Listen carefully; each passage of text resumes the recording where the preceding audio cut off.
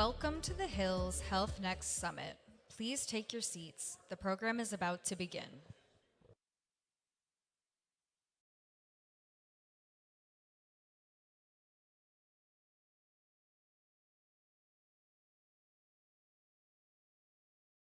Trusted, credible, nonpartisan. The Hill's unbiased news and analysis on policy and politics is delivered straight to the halls of Congress with unparalleled engagement in the Beltway and beyond, amid a conservative vow to make America healthy again and the rapid loss of funding for public health programs and research. From enterprise reporting to breaking news to live events, The Hill stays on the pulse of what's next in health. Welcome to the Hill's Health Next Summit. Please welcome Bill Salmon, SVP of Editorial Content at The Hill.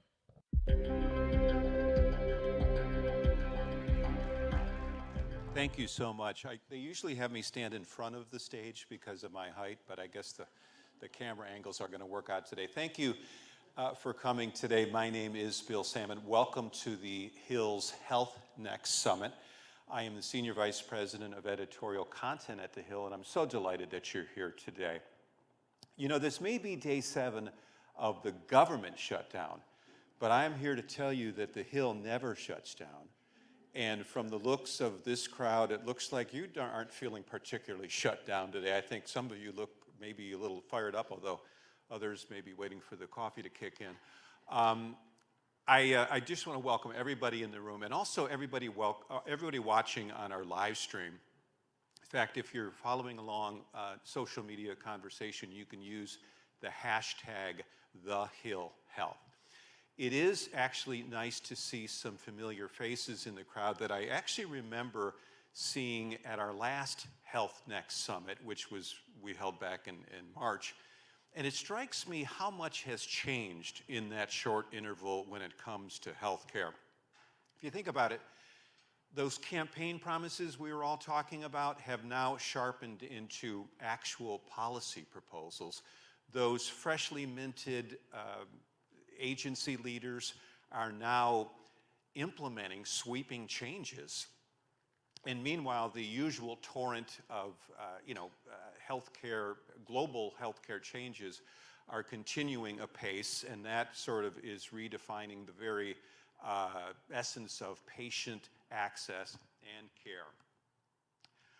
And to complicate all of that, of course, you know, as so often happens in Washington, policy gets derailed by politics. And of course, in this case, the government shutdown, right? Which, by the way, hinges in no small part on the healthcare debate, which we're going to be getting into today and which is playing out across the country as well. I do want to take a moment to thank our sponsors, By Heart and Susan G. Komen for The Cure, for their generous support in making today's program possible. I also want to note that in a government shutdown, it's perfectly normal for some government officials to occasionally cancel some of their speaking engagements. So it's possible that may slightly impact our program today, but fear not, because we have convened the very top voices in healthcare, including some from the private sector, who are going to assess a lot of stuff today, not least of which the Medicaid and Medicare reform issue, which is kind of a big one, women's health, mental health, and the most promising advances in AI and healthcare technology in all of clinical care. So without further ado, let's kick off today's program with a panel of journalists, not just from The Hill, but also from News Nation, which is The Hill's sister journalistic outlet. They're going to get into discussing the sticking points in the healthcare debate, which of course some say is the very reason that the government has shut down in the first place. So again, thank you again so much for coming today and being a part of this very important conversation. Thank you. Please welcome to the stage Bree Jackson, Deputy DC Bureau Chief for News Nation, Joseph Choi, healthcare reporter at The Hill, Emily Brooks, congressional reporter at The Hill, and Julia Manchester. Now you offer like 3 options, like a cosmetic, better fitting denture, a set of teeth that are snap in, snap out, and then a set of teeth that are permanent. You say that's not common for implant centers. Well, I would think most people that would go into an implant center are going to be offered one option.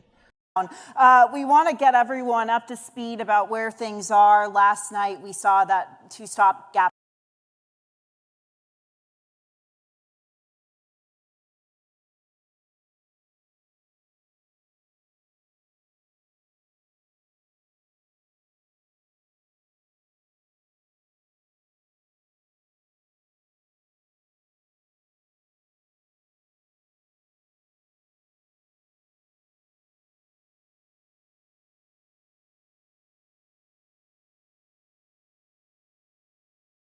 Partisan funding extension.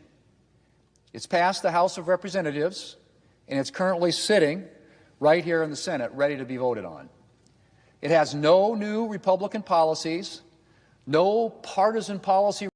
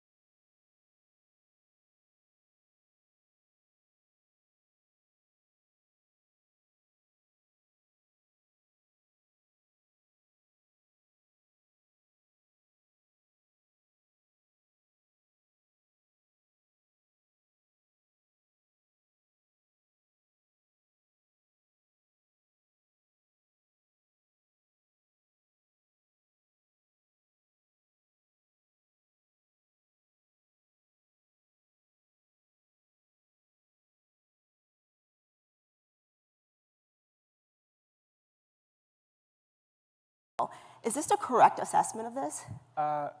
On some level, yes, but Democrats are certainly framing this as a way to kind of ameliorate or undo some of the impacts of the OBBBA by extending these ACA tax premiums because Medicaid restrictions were added through the OBBBA. I think they view this as a way to sort of lessen the impact of that by ensuring that people can still access affordable plans. Remember, through these premiums, a lot of low-income families can access $0 premium plans.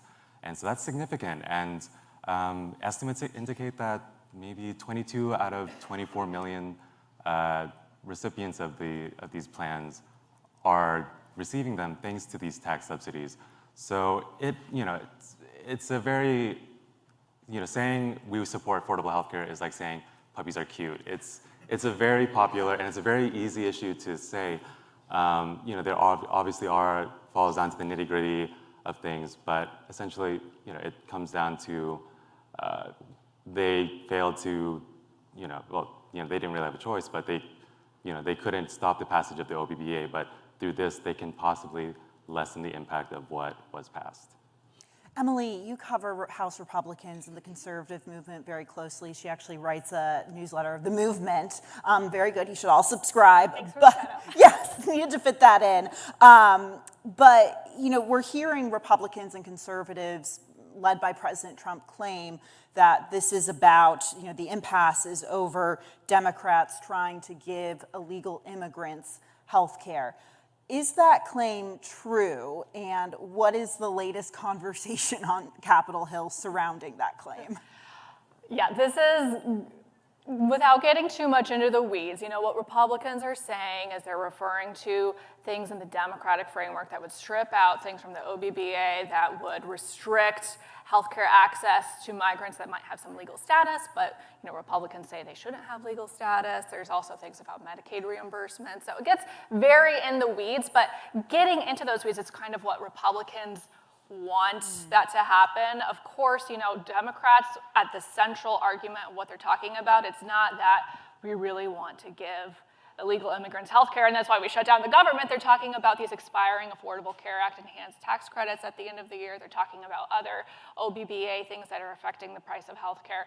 So, that was really the message we were hearing a lot from Republicans last week, that argument, but there was a little bit of a shift in yesterday's press conference with Speaker Johnson in the Capitol, and he was starting to say, Republicans are the one who care about affordable care. We're the ones who want health care. So not as much yesterday about that talking point, so we'll see if that continues. But because this is really being framed around health care, I think the Republicans are trying to take hold of that a little bit. Yeah, and I did notice that in talking to Democrats. I mean, they seem to think they're on firmer ground because they've been successful on healthcare messaging, particularly going into midterms. I can think of the 2018 midterm elections where we saw a blue wave, and also 2006 during the Bush administration. I mean, do you think there's when talking to Democrats in that world, do you think they feel that they're on sturdier ground there? I think they definitely want to make this about healthcare, right? This is a big issue for Democrats. It's a top issue for Democrats, and it's one that Republicans have honestly struggled with for years, ever since, they were trying to repeal the Affordable Care Act and then failed to do so, and then they have, this issue, and it's much firmer ground for Democrats, and they really think that once those notices about how much premiums are going to increase start going out, and people keep on seeing that, because of those expiring tax credits, that they will be, that will help their argument that they're making in this shutdown fight and get Republicans to come to the table to negotiate on extending those Affordable Care Act tax credits. But of course, Republicans say you have to open the government before we do that. What's interesting, though, is that they are not completely shutting down the idea of maybe negotiating some reforms to the tax credits and extending them. I think that is a pretty difficult political lift and really complicated to get all of the Republicans needed to okay that in a way that Republican leadership, frankly, can withstand politically, because there are a fair number of really hardline conservatives saying, just let them expire, don't extend the tax credits. And we're hearing that from some outside sources as well. So that's, how many Republicans in the House GOP conference really think that? I think a lot of them would like to see them expire, but might be okay with extending them with some adjustments and reforms. But exactly what those look like, we're nowhere near close to looking to knowing what that could look like. And Emily and Joseph, I'm curious about this, because we talked about the messaging and that both sides are sticking to their message on this. How do you think that's resonating with your everyday American that's not here in this room, someone that's not really into the medical field or understanding of it? How are these messages resonating with people at home? Do they understand the heart of this issue? Yeah, well, I think that it depends on kind of the wording of the poll and what you look at. I don't have the numbers off the top of my head, but when you look at who's getting the blame for the shutdown right now, it's primarily Republicans. But when you ask, what should Democrats refuse to fund the government unless they get the policy reforms that they want, people, even Democratic voters mostly say no, they shouldn't. Independents and, of course, Republicans are much lower. So that's, the tricky political calculation. From hard hats to steel-toed boots, Grainger's got your safety needs covered. Literally. Shop Grainger's vast inventory of safety products. Call, click, or just stop by. Grainger, for the ones who get it done. I do have some numbers recently because we got I'm cheating because we just got a really great poll from KFF, the health policy nonprofit here in DC, and somewhere around 70% of voters say they would blame Republicans in Congress or President Trump for this shutdown and healthcare, becoming more expensive. And they said, I think only around 22% said the same about Democrats. So it really, right now, if the messaging sticks, it's kind of a losing issue for Republicans. And something else that KFF found in their analysis is that roughly 80% of people who receive these enhanced tax premiums or benefited because of them live in states that President Trump won in the 2024 election. So, this isn't, an easy topic for them, but jumping on kind of the hardline Republicans, one thing that is a sticking point for them, and it's something that Democrats don't really have an answer for yet, is that a CBO estimate places the cost of keeping these premiums, especially if, Democrats want to make them permanent, beginning in 2026 through the next 10 years from following that, it would add $350 billion to to the budget. And so, it's not this, there are a lot of considerations to put into place on both sides when we're talking about these. Yeah, and just jumping off that, if past is any history from what I know from covering Republicans, is that any extension, I'm sure that the Freedom Caucus and a whole bunch of other conservatives beyond the Freedom Caucus are going to say, any extension of this has to be met with offsets and spending elsewhere, and finding those is going to probably be difficult. And Joseph, just to go back to the ACA, also known as Obamacare, and those subsidies, we're seeing a majority of Americans are opposed to those subsidies not being extended. If they're cut, if they're not, how many people would be impacted? So earlier this year, we saw estimates of 3 million. Now we're seeing estimates around 4 million. So somewhere between 3 and 4 million are estimated. I think one thing to note is that under the prior administration, the Biden administration, we saw 4 record years of record enrollment through the ACA. This year, we had around 24 million people enroll, which is a record. And that's actually more than double what we saw in 2020 when we had around 11 million people enrolled in the ACA. And a lot of that was due to these enhanced tax credits, which were passed in 2021, extended through 2025 through the Inflation Reduction Act. This is very much a legacy of former President Biden. But so if we were to lose 3 to 4 million, that would take us somewhere around maybe 2024 numbers, which is, but again, that's following a record significant growth of enrollment. Through their funding of the continuing resolution, Democrats are also trying to remedy the Big Better bill, or the Big Beautiful bill, the cuts to the Medicaid dollars that hospitals receive from the federal government for emergency care, things like that. Now, when it comes to the percentage of people that are actually getting this is a small percent, but right now it seems that federal workers are the ones paying the price for this argument. And I guess, can you just talk with me about that?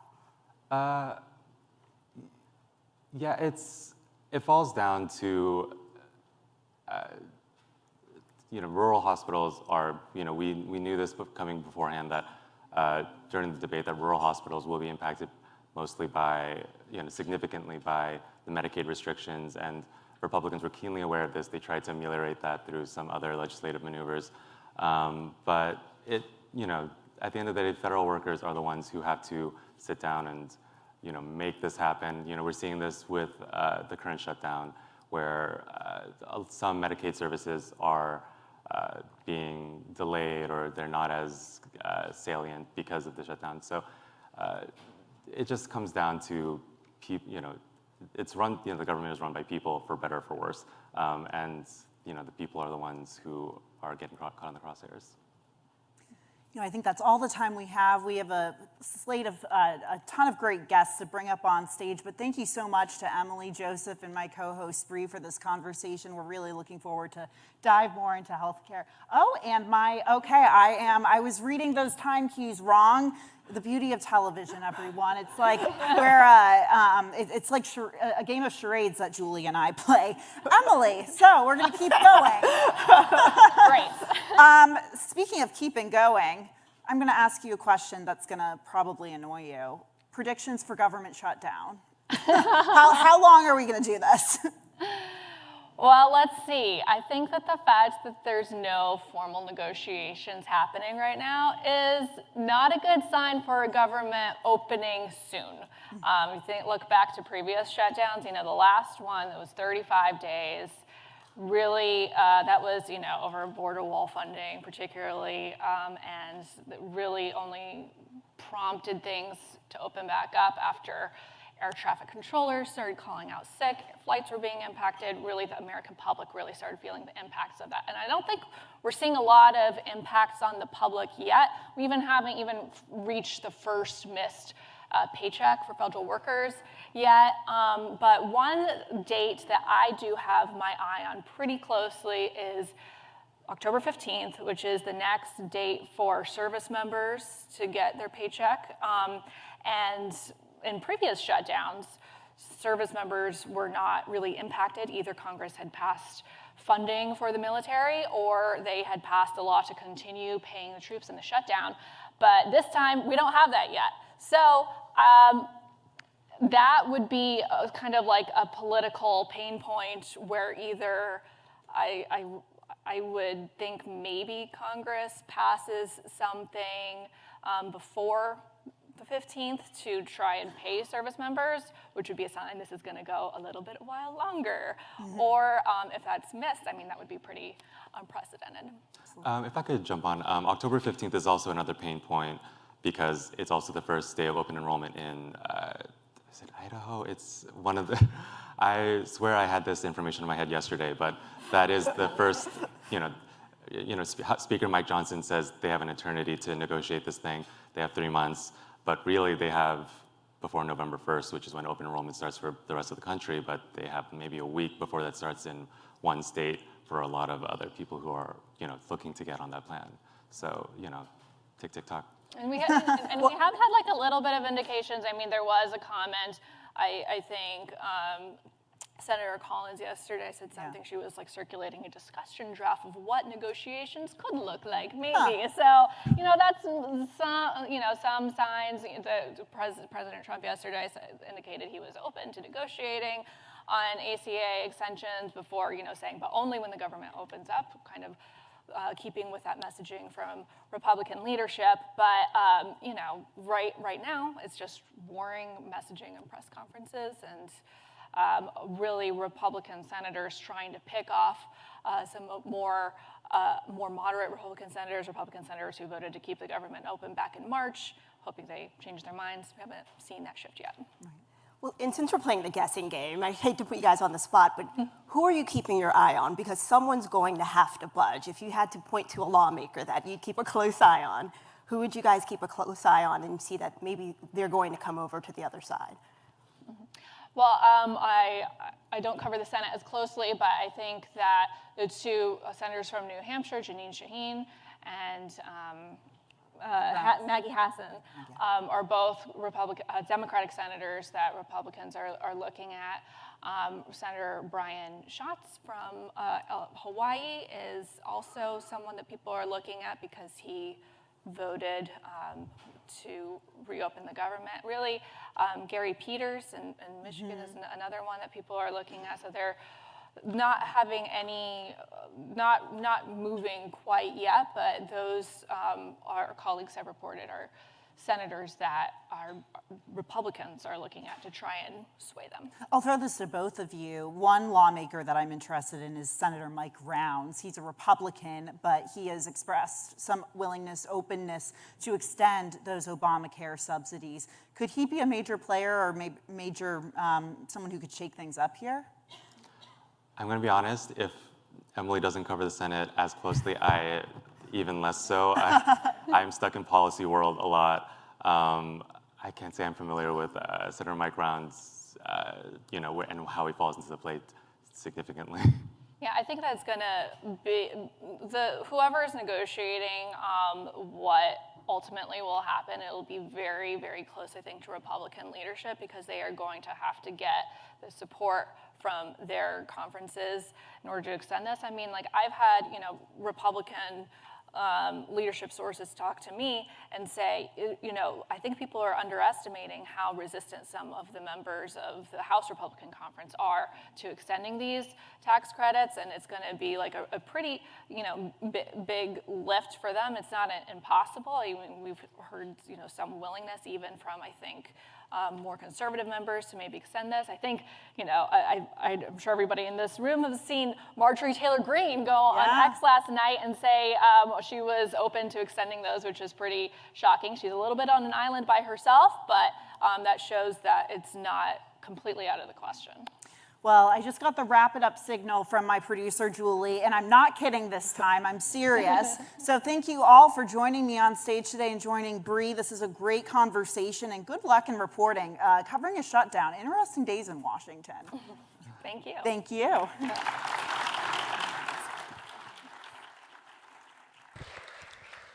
Now joining Julia on stage, please welcome Senator Roger Marshall, a physician and advocate for the Make America Healthy Again movement. Julia, good to see you. Thank you so much for joining Good morning. me. Good yes, morning. I'll let you go. We're going to share a couch? This is perfect. We'll share a couch. It's a fireside conversation. There we go. There we go. I feel like I'm in therapy already. There we go. There we go. Well, we're talking about healthcare. So. Julie, who's in the audience today? Help me out. Who am I talking to? Are these healthcare professionals or? You know, I think we have a mixture of healthcare professionals, advocates, people in this policy space. Okay. Folks who are looking to, I guess, get more into the conversation on, you know, healthcare in Washington and how it's impacting their own industries. You know, Senator, I don't know whether to call you Senator or Dr. Marshall right now. So just to start off, so we can get to, the audience can get to know you, what's it like being a lawmaker, but also having a background in medicine? I mean, they go hand in hand, but they're very different. Yeah, so I practiced in rural America. I delivered a baby every day for 25 years. I'm an OBGYN. I think what makes me unique up here, though, is I'm the only member of Congress that's ran a hospital as well. That a group of doctors and myself went together, formed our own rural hospital, had some success, and I also oversaw 3 county health departments. So I think I've seen this from all sides. Of course, we all train in a big med center, and we went to a big residency program. But I think it's having the practical experience. You know, so the ACA is something that I had to implement when I was running the hospital as well as medical practices. The worst nightmare of my life, trying just to organize and taking nurses off the floor and turning them into data entry people, and seeing doctors having to spend more and more time as data entry. So I think it gives me a real perspective of what's really driving the cost of healthcare up. Right, and speaking of ACA, obviously the conversation surrounding those subsidies and the conversation surrounding healthcare is such a central part of this shutdown right now. I know the Senate is voting later today on another stopgap, I believe, but where are we right now? I mean, I hate to ask you to play crystal ball, but how long is this going to last? I don't think anybody knows that. And, I don't really believe that the ACA is the real issue. I think it's really a political issue. And that Chuck Schumer got in such trouble with his base, and I don't know if it's his base or AOC's base, for not shutting the government down. They want to do something to respond to President Trump. I mean, he's had some incredible successes. The one big beautiful bill, the most consequential legislation of our lifetime, perhaps as well. So he had to do something. And then they've taken this hostage, which is the COVID subsidies. And I think that's a big misconception. I know people, not many members of Congress understand the difference between the original subsidies versus these additional COVID subsidies, where we went from for the government paying 80 to 90%. The problem with the Affordable Care Act is it isn't affordable. That's the real problem here. The real problem is the cost of health care. And the friends across the aisle think they can just keep throwing money at it. If we just keep throwing money at it, regardless of what we do, premiums are going to go up 20%, right? Regardless of what we do, premiums are going to go up 20%. And then there's so much fraud being involved with these COVID subsidies. When we started having people with zero pay as having their insurance, we saw fraud go way up. So there's people out there that are making a living. All they need is a person's name and their birth date, and then they're selling them this insurance product, but the person doesn't even know it. I think like 30-some% of people on these COVID subsidies don't even use their insurance, which means they don't even know they're on it, as opposed to having to make a monthly payment. Then they would say, wait a second, where's this payment going? So we have to address the fraud, and we have to address the true problem is that the Affordable Care Act is not affordable. So I guess how do you communicate that to Americans? Because some of the polling we've seen shows that Americans are concerned about these subsidies not being extended. They seem to maybe be siding with Democrats. How can Republicans better message what you just said? Yeah, and I think it is very challenging because it's a very deep issue. And look, I want everybody to have health care. It's part of my MAHA, pillars is everyone have access, meaningful access to affordable health care as well. I think that they're asking the wrong polling questions. I think if you ask polling questions like, if you knew that these COVID subsidies, that there was $25 to $50 billion of waste, fraud, and abuse, would you suggest that we fix it or just keep going on as is? So I think we're asking the wrong polling questions, but it's very hard to message because it's a complex topic. I want to switch gears and talk about Make America Healthy Again, that initiative. I know you penned an op-ed in The Hill earlier this year leading up to Kennedy's confirmation in the Senate. Talk about how, the progress MAHA has made, 8 months in. Yeah. Well, it's we're on Trump time now, so it's not fast enough. It's very hard to move this needle around. You think about America. You want me to drive down the cost of health care, we have to address America's health. 70% of Americans have a chronic disease right now. 20% of our children are on a prescription drug. 30% of our children are obese. 40% of our children have a chronic medical problem. So it's very, very hard to turn around the health of America. So what I've tried to focus on is 4 pillars. Secretary Kennedy is doing what he can through executive order, and then I'm working on a legislative package to address these pillars. So my 4 pillars are number 1 is precision agriculture and healthy soil. And then number 2 would be food as medicine. Number 3 is meaningful access to affordable primary care. And then number 4, address the mental illness and the neurodegenerative disease of our children as well. So we have packages of legislation. It won't be simple to get those through. So it's not going quick enough. I think that the first MAHA report maybe missed the mark a little bit. Okay. I think the second report was a little bit better. And I think most importantly is Secretary Kennedy and the MAHA group and agriculture now on the same page, okay? And what I think is healthy soils where agriculture meets MAHA. So rather than telling our farmers what we can't do, tell them this is our goal. Our goal is healthy soil, and with proper precision agriculture, we can use 50% less fertilizers and chemicals, and we can decrease the drift of those chemicals from the field by 90%. Right. And therefore less toxins in the water. So we're getting there. We're getting there. We got a long ways to go. Yeah, and I think there's a fair number of voters, I've talked to them, who think all of those initiatives are great. They like the removal of artificial food dyes, for example, from food, all of that. But when they look at MAHA, I think a central theme they see or something that sticks out is Secretary Kennedy's past remarks on vaccines and questions about vaccines going forward. What would you say to those Americans who are maybe, they like some things about MAHA, but vaccine skepticism, that just sticks out to them? Yeah, that's a tough one. And, the sad thing is Congress has spent 95% of our time this quarter, I've got like a quarter of school, working on vaccines. Look, vaccines are 1/10 of 1/100% of what we should be working on from a MAHA concept. So it's too bad that we've let that sideline us. I'm very much of the opinion of valuing the patient-physician relationship and informing patients, the pros and cons. And we don't need to dive down there. But this vaccine skepticism was actually created by Dr. Fauci when he lied to America about the mRNA vaccines and what it would and wouldn't do as well. So I think we're still, and they lied about the origin of the virus, all these types of things. So we're inheriting that. We're inheriting this vaccine skepticism.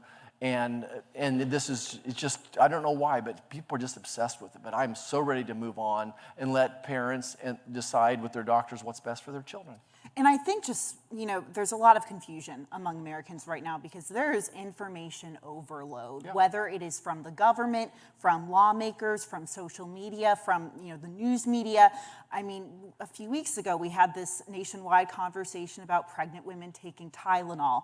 We talk about vaccines, et cetera. What's your advice to Americans who don't know where to get healthcare information? They don't necessarily know who to trust because there's a lot of conflicting opinions. Yeah, how about your doctor? I don't understand what the confusion is. I know your history. I know what you're high risk for, what you're doing, your social history as well. And let's make a decision together on this hepatitis vaccine for your child as well. So I think your doctor, the nurses typically do a really good job as well.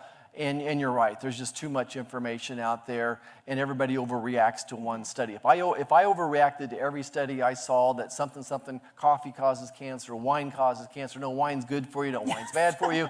So, just quit, you quit it. Take it all with a grain of salt and ask your doctor. That's so interesting because someone told me that Sauvignon Blanc has less sugar than red wine, and I thought red wine was the healthier one. Well, I digress. Vice President Vance echoed that point. He said, talk to your doctor. Do you sometimes wish that President Trump and Secretary Kennedy would say, talk to your doctor, prioritize that? Gosh, it's hard to decipher everything they've said or not said. I assume they've said that before, but I can't. I don't remember. I see. Let's dive into women's health here and, maybe how MAHA could impact women's health. What are some of the initiatives on that front? I know you're an OBGYN, so just wanted to get your perspective there. Well, as we see what's driving maternal mortality, let's start there. When I was in med school and residency, the drivers of maternal mortality were strokes and infection, hemorrhaging, complications from anesthesia. So when I came to Congress, oh my gosh, Bernie Sanders says, how come maternal mortality is going up? And I cited the things I just cited. But I said, I haven't seen a really good study in a long time to really figure out why we're having this spike. So we passed legislation to fund a study. And guess what it showed? And we had experts in front of HELP, and I'm asking them the same question. What's the number one cause of maternal mortality? When you measure maternal mortality, you go for the year after having the baby. Guess what the number one cause of maternal mortality is now? So it's suicide and fentanyl overdose. So what that means to me is after this patient's delivered, the delivery's not over with. I mean, we have to hang on to that patient and figure out what's going on in their personal life. As well. And certainly there's risk factors, and I don't want to get too quirky on here and go too deep, but I think that would be one thing. The other thing that's exploded, of course, is diabetes of pregnancy. You want to know why our C-section rate is going up. In addition to malpractice issues, it's obesity. I just dedicate one day a week to doing nothing but taking care of having a diabetic clinic. I would typically see 40 to 60 patients every day, but one of those days was just for my diabetics. Wow. And of course, those turn into type 2 diabetics later, et cetera. So I think, the MAHA thing, there's nothing magical. We need to execute a simple plan well. So it goes back to nutrition. Give me a healthy mom with good nutrition before she gets pregnant, and I'm going to celebrate. I mean, that's all I ask for is a healthy mom. But when they come in with type 2 diabetes, all your risk of complications double and triple. So I think it's simple things like that. I would start there. Right, and forgive me, I'm not a doctor, so when you talk about diabetes and link it to MAHA, you're talking about maybe the processed sugars, the added sugars into food. That could be a contributing factor there. Yeah, all the above. Certainly 70% of America's calories are ultra-processed food. I challenge everybody to spend a week and don't open a sack or a box. Okay, just try it. And so 70% of our calories are ultra-processed. It's the sugar and the salt as well. But it's all linked to the type 2, the diabetes of pregnancy is certainly linked to obesity. But then for some women, they have a genetic predisposition to it as well. And I won't bore you on the insulin receptor business here. But so you throw in a pregnancy and hormones, and they start off overweight, they're just walking into to diabetes of pregnancy. It's called A2 diabetic. I feel like recently when talking about healthcare, and we only have a few minutes left, one topic of conversation that comes up, I think nationally and especially among women, it seems, is patient advocacy. I hear this message, advocate for yourself with your doctor. Talk about that. It seems that it kind of ties into this theme of having a trusting relationship with your doctor. Wanted to get your thoughts on that. Well, that's a tough one. I don't understand it. I mean, that's why I wanted to be a doctor, is to have a relationship with you. And now people want drive-through medicine, just like they have drive-through fast food, and it doesn't work. My wife has an asthma problem. I'm a senator. It took me 6 weeks for her to get into a doctor up here. And she ends up seeing a PA. I mean, with all due respect, the reason we chose a pulmonologist and not a primary care doctor is because she has a very significant asthma problem. I want a doctor that's went to 4 years of medical school, did 4 years of residency, has seen 100 asthma patients this week, not a PA.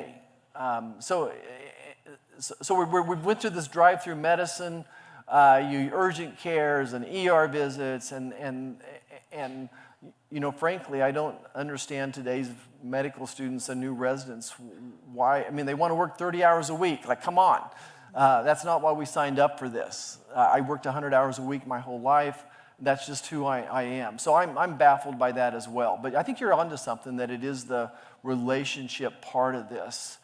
But you know, by the way, I could link this back to the only people whose healthcare costs aren't going up are people employed that are self-payment model, self-insured, and direct primary care, where this one doctor and his team of PAs and nurse practitioners are managing these 200 patients that are employed here, or 2,000, whatever it is. And the secret there, though, is that relationship, so that when someone calls me up and says, you know, this is what's going on, I know you, like, okay, you're having chest pain, you're a farmer, and you don't want to get off the tractor. You know, my gosh, you're having a heart attack. Get your butt in here.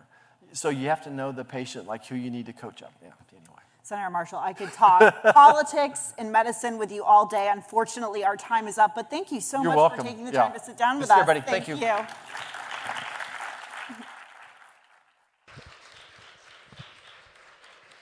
Please welcome Bree Jackson back to the stage, joined in conversation by Dr. Richard Besser, President and CEO of the Robert Wood Johnson Foundation.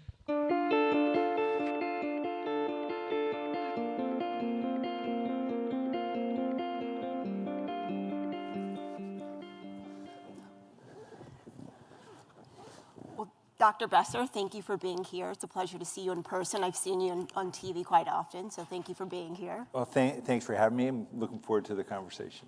Well, so the government is shut down in large part because of this issue of health care. And as a doctor, and someone that oversees the largest private foundation that's devoted solely to improving the nation's health, I know there may be a lot of them right now, but what are your biggest concerns? Wow.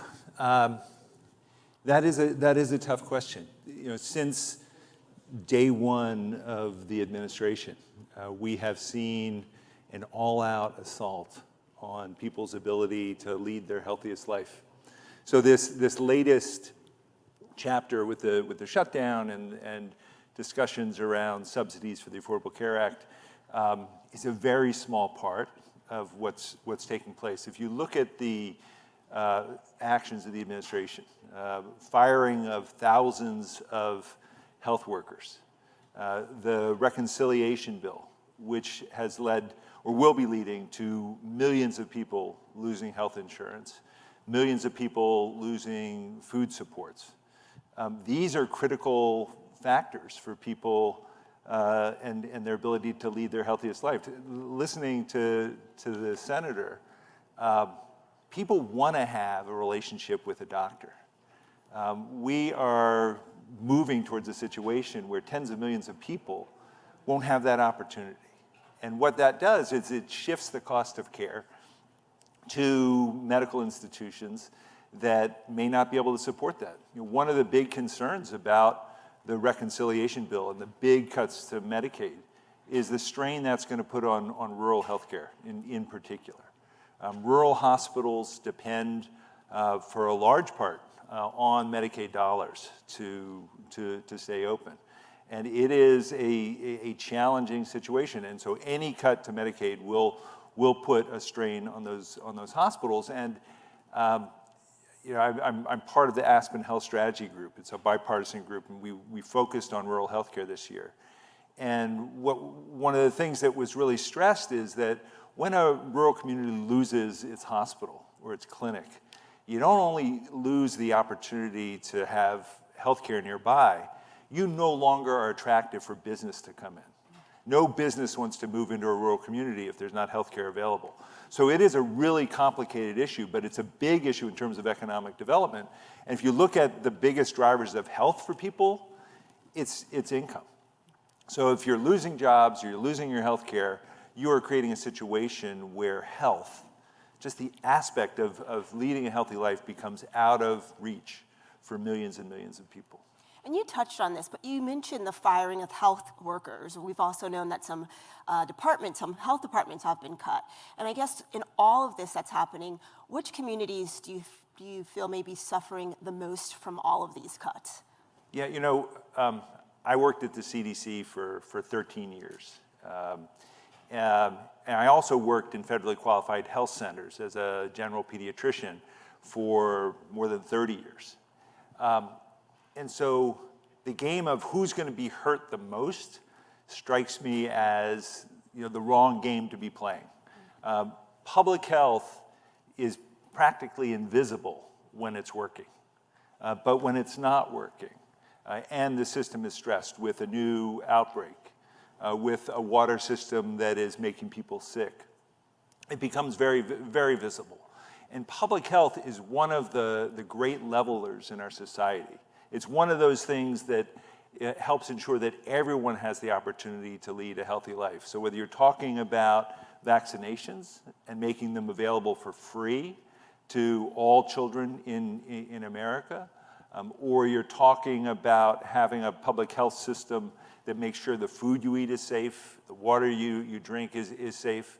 Public health is that equalizer. And the CDC, the vast majority of the budget that comes to the CDC is passed through to state, local, tribal, territorial health departments. So these billions of dollars that were pulled back are going to affect health in all communities, and you're going to see that. You saw it very early. Milwaukee was dealing with a problem with lead poisoning in the water, and they called CDC to get support, and the department that focused on lead poisoning was gone. It was one of those departments that was cut early on by Secretary Kennedy.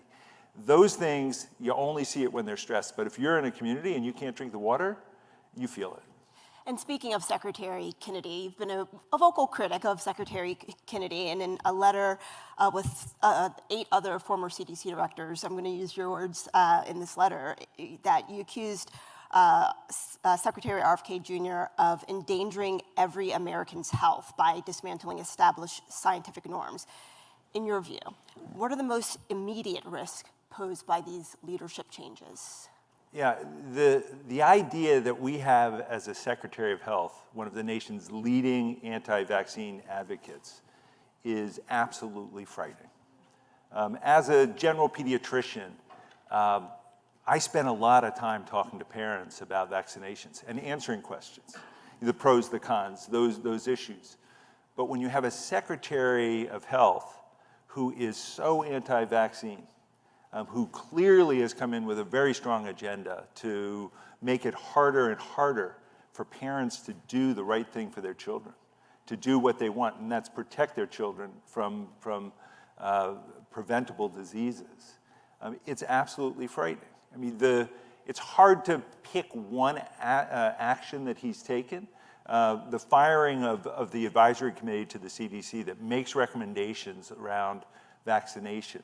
You know, this was a committee of experts that included the various medical societies that take care of patients around the country, experts in infectious diseases, experts in epidemiology and vaccine science, fired them and replaced the committee with largely anti-vaccine advocates. And so to watch the committee hearings and see them try and come up with recommendations, it was really disturbing. And so, you know, as a pediatrician, I'm not practicing now, but if I were, I would not look to the CDC anymore. And the CDC was really the world's crown jewel when it came to a public health agency.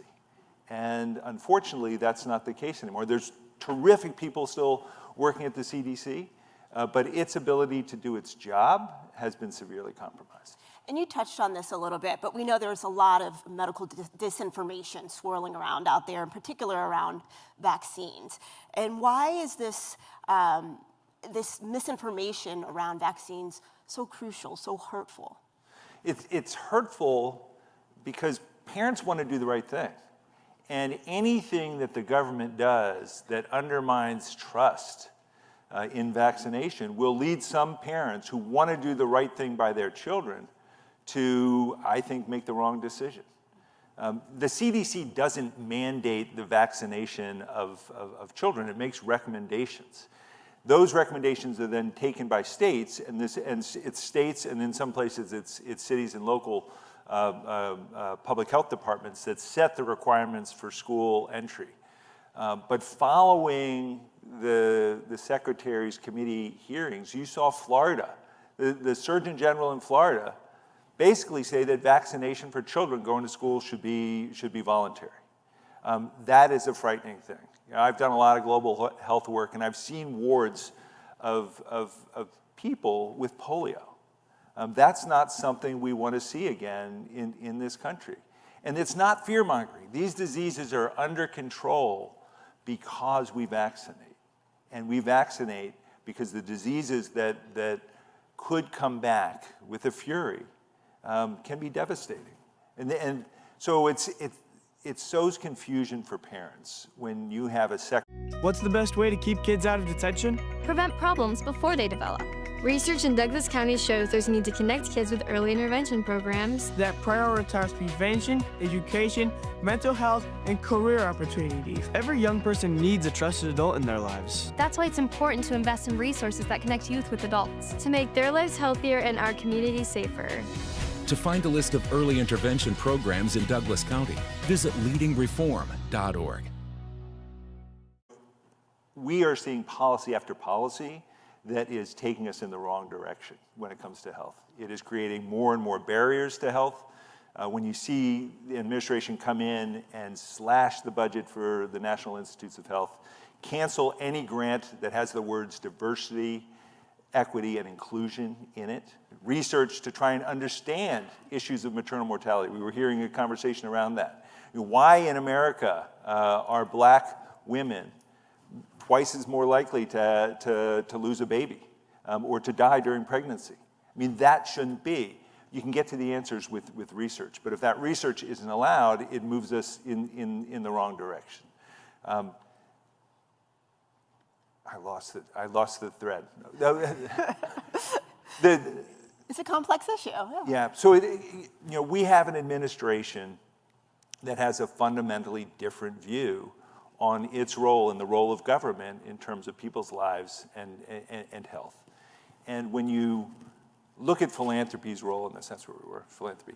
We can stick with this for longer. And one of the things that gives me hope is that the systems that we see, a healthcare system that does not work for everybody, it's not about getting back to that.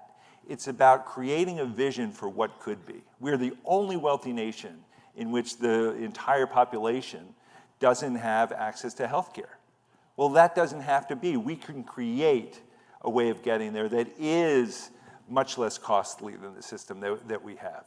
We had a public health system that did not work for everybody. Well, what could it look like to have a public health system that did? And so philanthropy can work with others to create a vision that is inspiring, that motivates people to say, no, this isn't it, but here's what could be.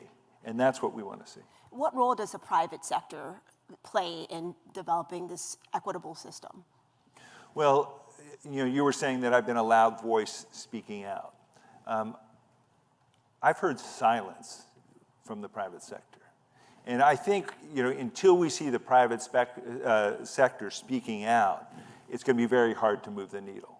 But the private sector, when you see millions of people losing their affordable care subsidies, this is going to add to the cost that the private sector bears. We're the only nation where so much of healthcare is provided through insurance that you get from your employer. Well, let's work for a system where that isn't the case. If you look at the advances in medicine and biomedical science, so much has come from the NIH, and then the private sector has moved forward with commercialization. Well, if the NIH isn't doing that, well, it's going to have to come to the private sector to build the research capacity that we've seen here in our universities and in the NIH. So I want to see private sector leaders standing up and saying, no, this isn't right.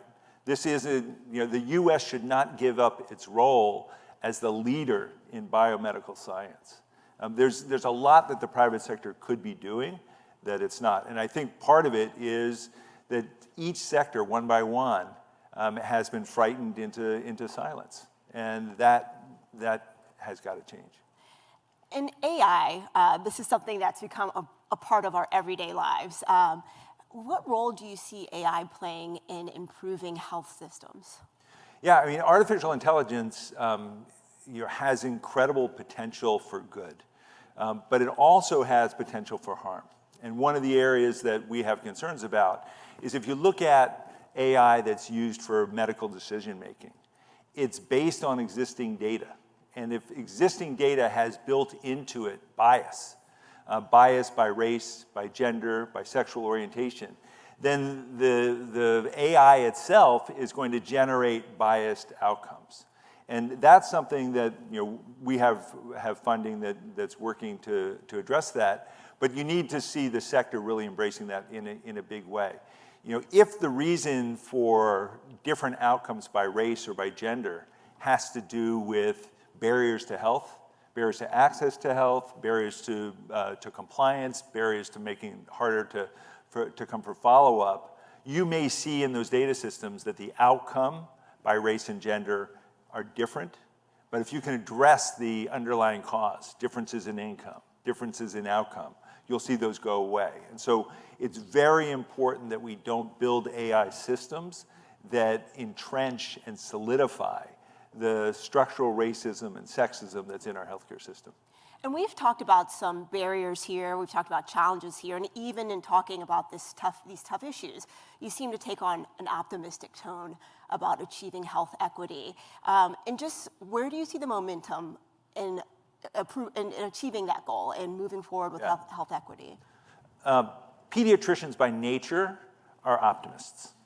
And so, I come at the world from that perspective. When you see a child, or you bring a child into this world, that in and of itself is an optimistic perspective.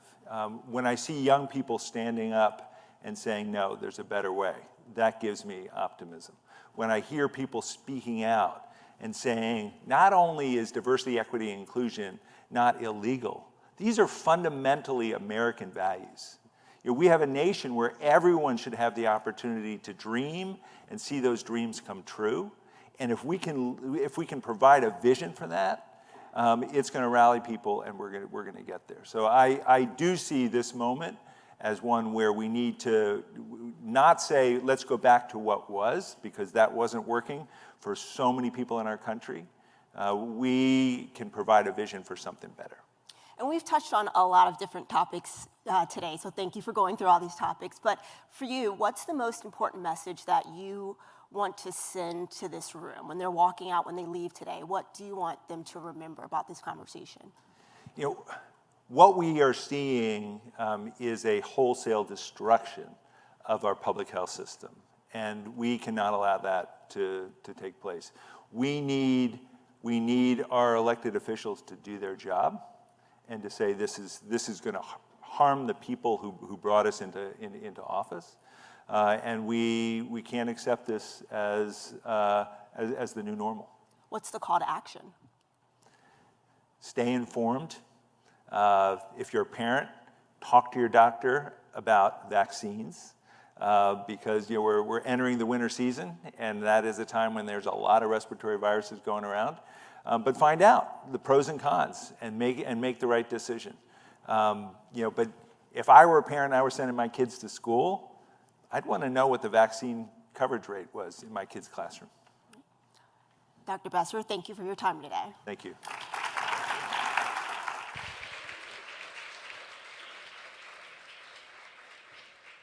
Please welcome Dr. Lauren Chung, Head of Health Products at Apple, in conversation with Julia Manchester.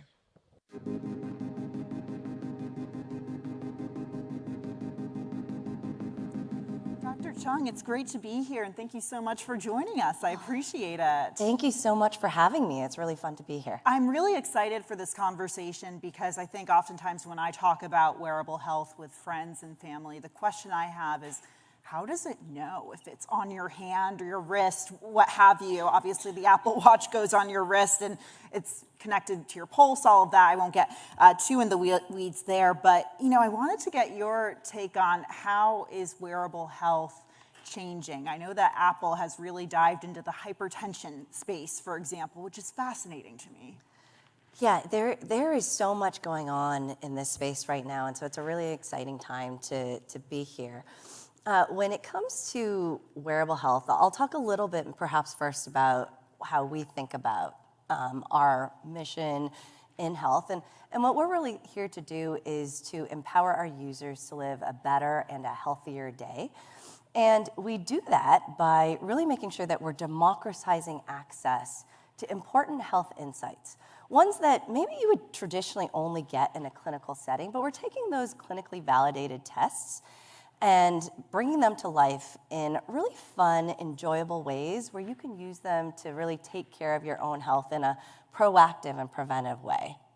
I understand that Apple talks about 3 principles that are crucial to Apple Health. I was wondering if you could go over those with us. Yeah, so we like to say that there are 3 principles that are core to everything that we build in health. The first is that all of the data that we show to a user is actionable. So we spend a lot of time and energy really making sure that everything that we show a user is really grounded in something that they can take action on, whether it's an irregular rhythm notification that is allowing them to understand that they might actually have signs of atrial fibrillation, which can be which is an irregular rhythm that can actually lead to stroke, or whether it's an abnormal cycle pattern. And so they need to go and talk to a doctor maybe about that issue. And so we are really there to make sure that the information that we provide someone is actionable and, again, presented in delightful ways. The second core principle that we find truly important to everything that we build is that all of our features are grounded in science. That's why there's clinicians like myself that are really embedded within the design and engineering teams. We're there to not just make sure that we're grounded in science, but to really make sure that we're bringing in the best practices from medicine. So that means also bringing in a human touch to the way that we build our features so that we have that bedside manner that we're using that can make it feel a little bit less scary if we're getting a notification. And then the third principle that we build on is that everything that we do is grounded in privacy. So we start with privacy from the beginning that we build features. It is built into the core of everything that we do. So if you have your default settings enabled, all of your information is encrypted on device and also when it's backed up to the cloud. And so we can't access that information. We don't provide that information to anyone else. It's really your data, and it's your choice to do exactly what you want with your data. On that issue of privacy, what are maybe some other ways that Apple, through wearable or in wearable health, is protecting privacy? Obviously, you talked about how users choose how to handle that data, but how is the company protecting that privacy? Yeah, so we truly do believe that privacy is a fundamental human right.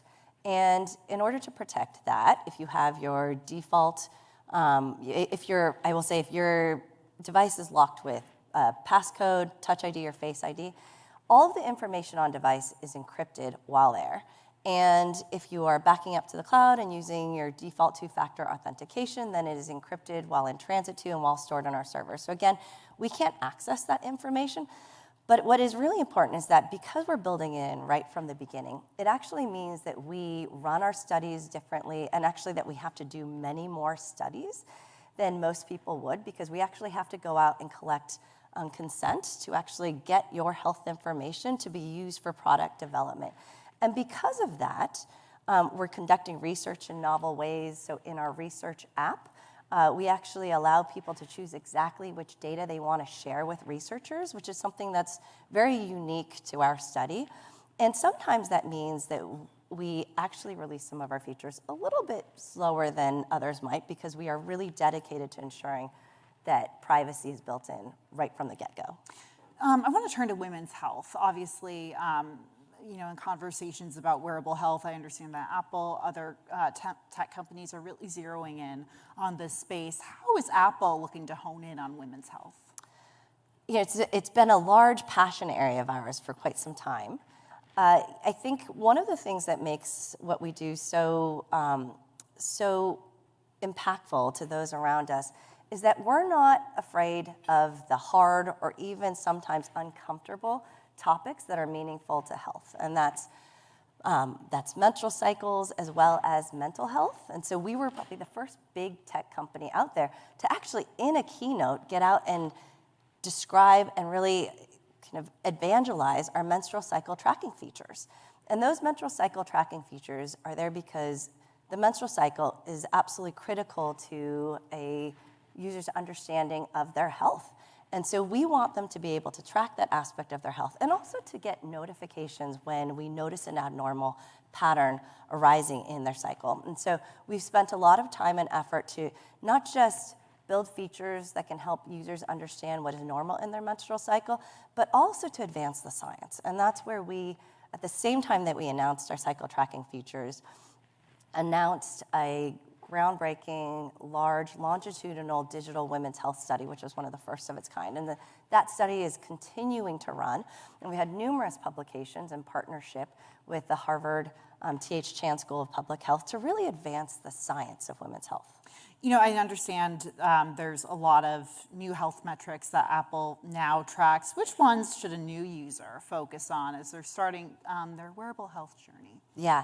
So there are so many to choose from, I'll say. Now, we have features in 18 different areas of health and wellness. But what makes health so difficult to so many people is that health is largely invisible, right? So many people don't actually know if there's something abnormal going on or if they need to seek attention. In fact, we know that 60% of American adults actually only seek medical care when they are feeling ill. And so we've actually been building features for a long time to really change the way that our users interact with health, to make sure that they're getting the meaningful information they need so that they can take action in the moment. And we've been doing that, again, as mentioned, for years. But I want to highlight kind of two of our newest features that we're really excited about. So last year, we introduced end-to-end hearing health features that include an over-the-counter, medically regulated hearing aid as well as hearing test for the billion people out in the world that are actually suffering from hearing loss. And then this year, we've been really, really excited to announce our hypertension notifications.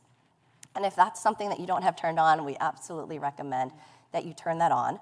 So hypertension or high blood pressure is a disease that affects over 1 billion people in the world, and it is estimated that about half of those people don't even know that they have it.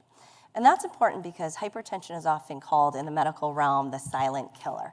It's something that is completely asymptomatic, and so people don't know that they have it. But if it's left untreated, it often leads to stroke, to heart attacks, or even heart failure.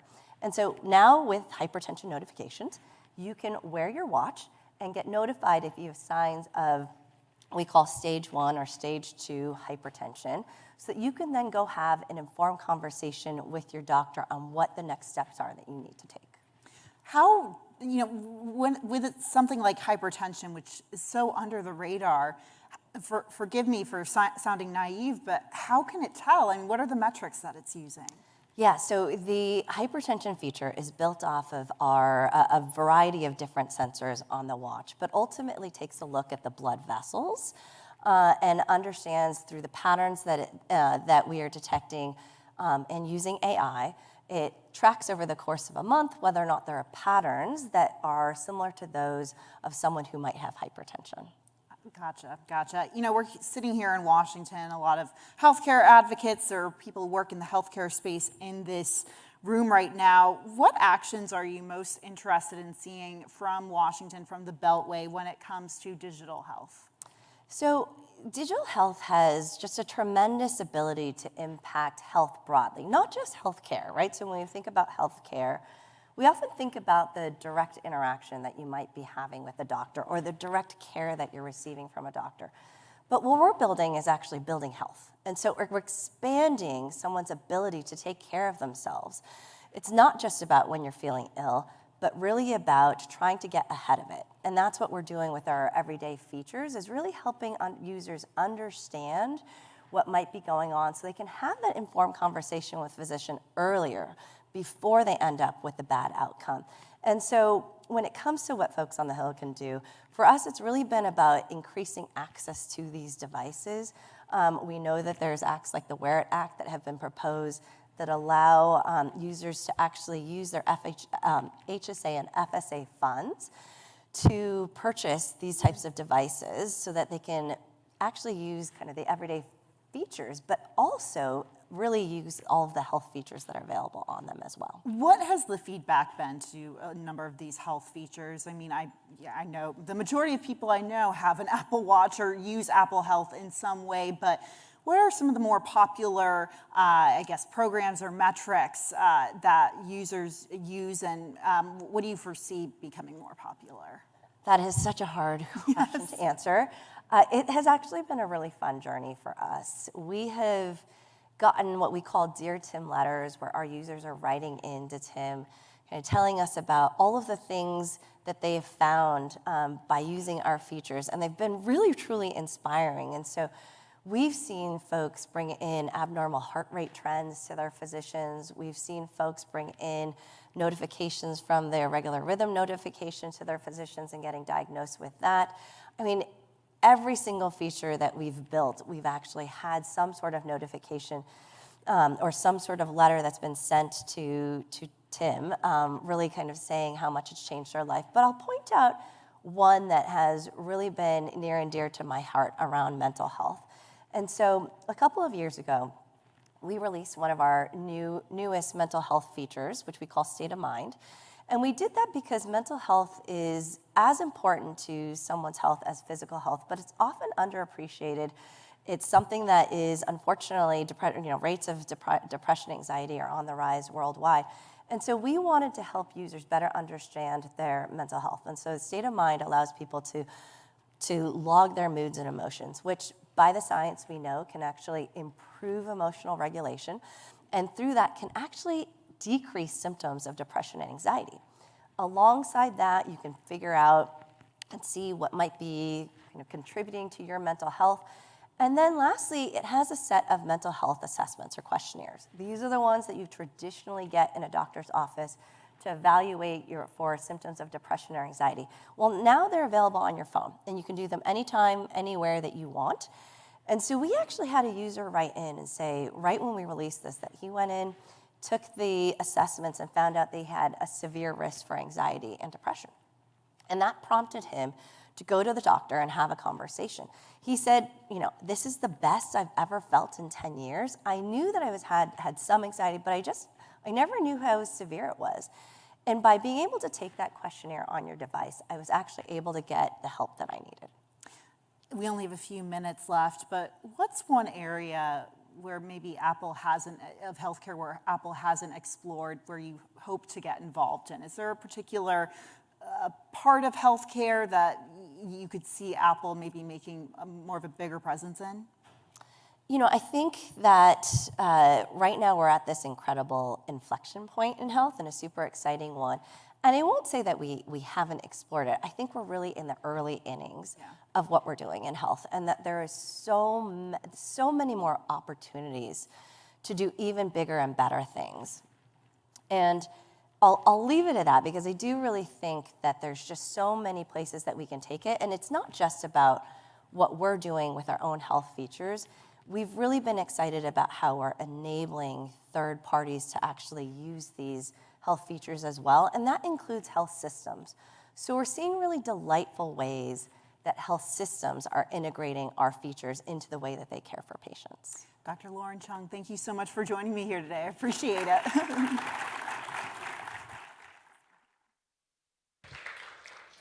Please welcome the co-founder and CEO of our proud sponsor, ByHeart, Ron Beldegren.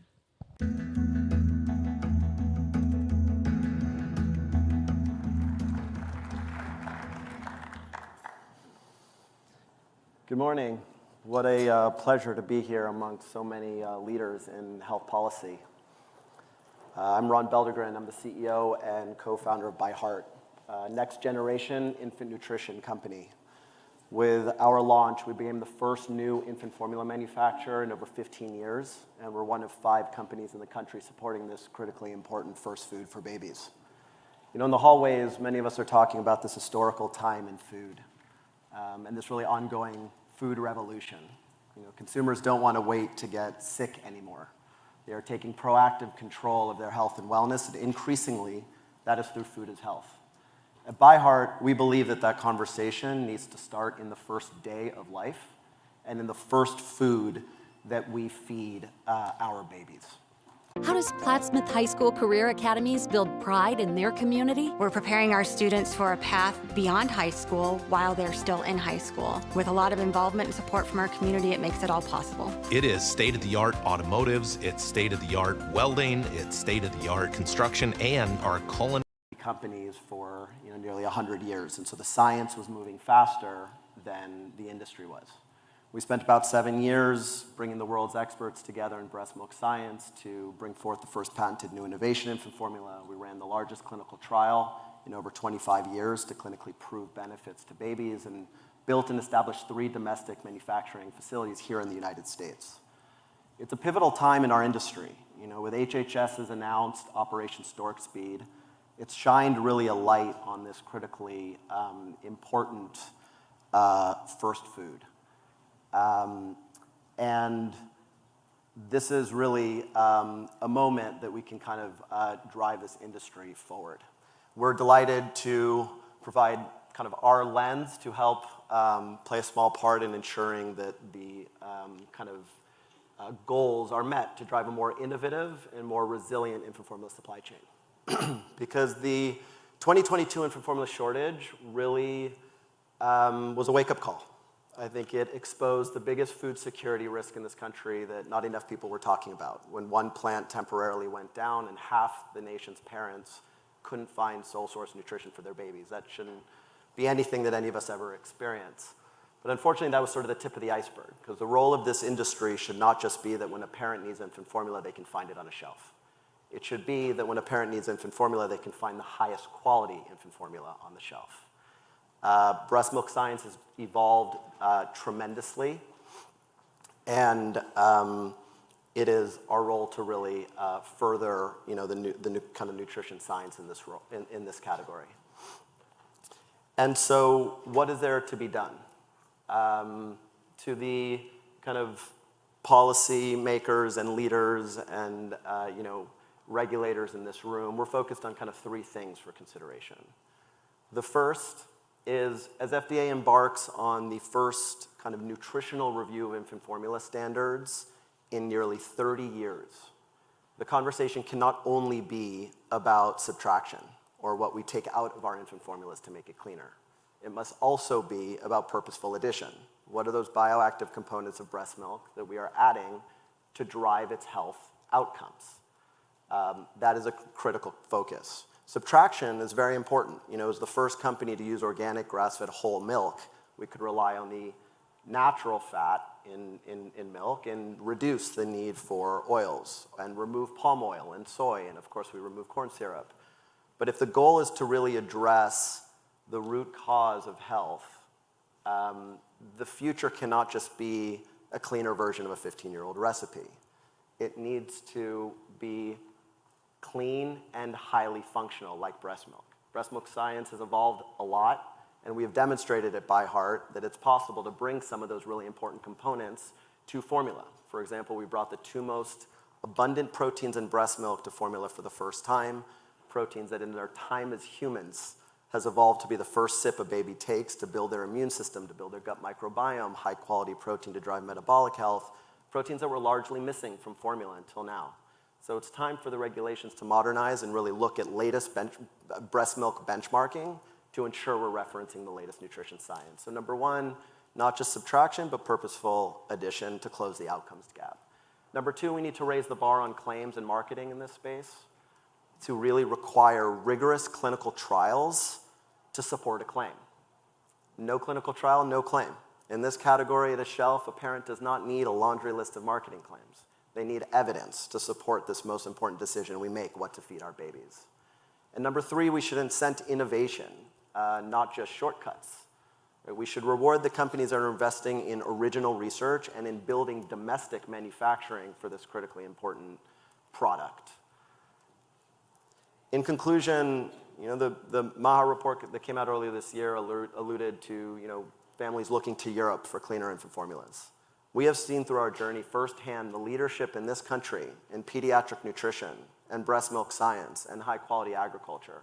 The US should really be the leader in infant nutrition innovation. And I believe that if we focus now in this amazing moment on infant formula, on innovation and quality and supply chain resilience here at home and labeling transparency, we can deliver the infant formulas that today's parents expect and tomorrow's babies deserve. The future of their kind of health depends on it. Thank you very much.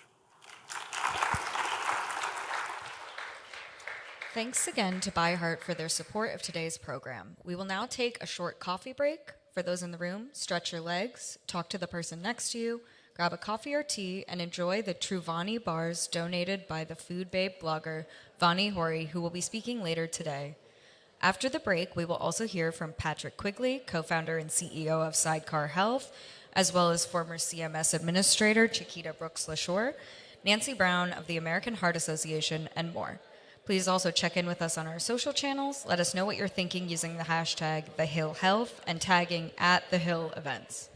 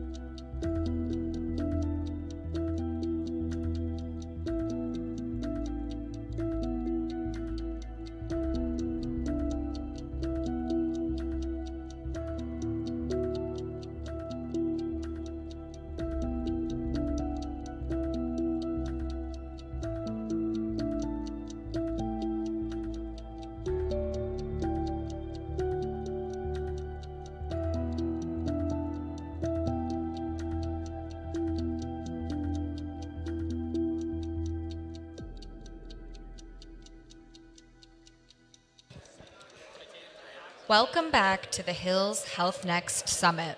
Please take your seats and turn your attention back towards the stage.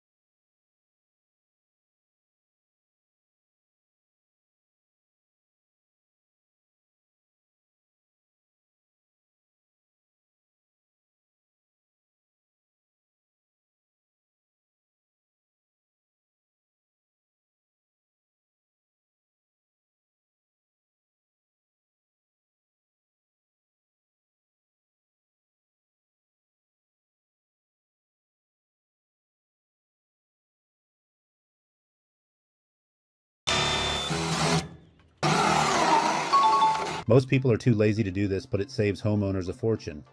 I worked in construction for 20 years now, and it shocks me how many people pay a fortune to upgrade their gutters when there are services like the Gutter Remodel Relief Service. As long as you own your home, you can apply for and get approved for an affordable gutter transfer.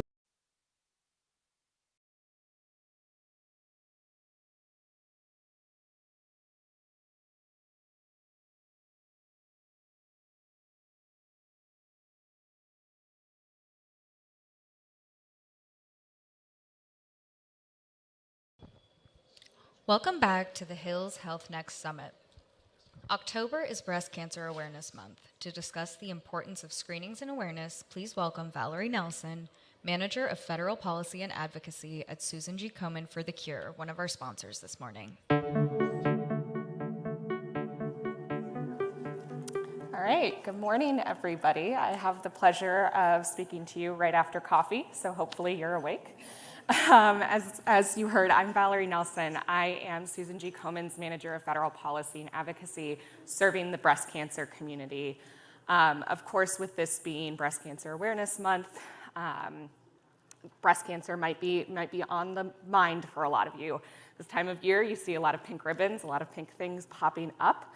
And while we've made really great strides in the early detection and treatment and care of breast cancer, the fact remains that breast cancer is still a pressing public health challenge, killing more than 110 women in America every single day. That is an unacceptable reality to us, and that is why Susan G. Komen worked to launch the Alliance for Breast Cancer Policy this last spring. So the Alliance is a coalition of 30 leading advocacy organizations bringing together patients, providers, and advocates to drive forward patient-centric, evidence-based federal policy change to improve the lives of those living with breast cancer. This is really important work, and in doing that work, the Alliance is really focused on early detection work. When we can catch cancers earlier, they're easier to treat, there are better outcomes for the patient and better outcomes for our healthcare system as well. And so as I mentioned, in doing that work, the Alliance is really focused on early detection. As you just heard, it's Breast Cancer Awareness Month in October, so this is the time of year that many women are reminded to get their screenings and get their breast cancer screenings. But still, many insurers do not cover the full range of imaging exams needed to get to that diagnosis. We're still at that point, which is why the Alliance is working so hard to drive forward the bicameral, bipartisan Access to Breast Cancer Diagnosis Act. So in this legislation, by requiring that private insurers cover medically necessary diagnostic and supplemental breast imaging without patient cost sharing, we can work towards saving lives and reducing health disparities for especially rural Americans, lower income women, Black and Hispanic women, who are less likely to get that necessary follow-up exams if there's cost involved. So I'm really excited, and Komen is really excited, along with the Alliance, to be able to shed some extra light on this issue this month in partnership with The Hill.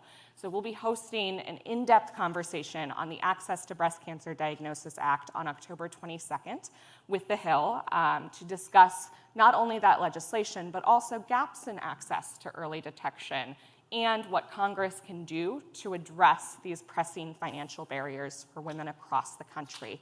So I hope you will all be able to join us in that work and in that conversation in a few weeks, but also join the Alliance for Breast Cancer Policy beyond October in honoring breast cancer patients, survivors, and those impacted by this disease across the country, honoring their lives and their work in bringing forward actionable policy change beyond October. So that's it. I hope to see everyone there in a few weeks. I appreciate your time. Thanks again to Susan G. Komen for The Cure for their support of today's program. For more, please be sure to scan this QR code for The Hill's breast imaging show, Screening Saves Lives, on October 22nd. Now, please welcome Bree Jackson back to the stage, along with Patrick Quigley, co-founder and CEO of Sidecar Health.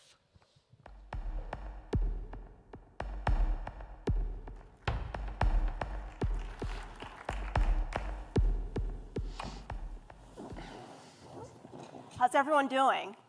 Great, good. Thank you for answering that. Oh, Patrick, thank you for joining us. Thanks for having me. So we want to talk a little bit about Sidecar Health. The mission is to make quality healthcare affordable and accessible to everyone. How are you achieving this? Well, I think the real thing is, how do you break down barriers to care?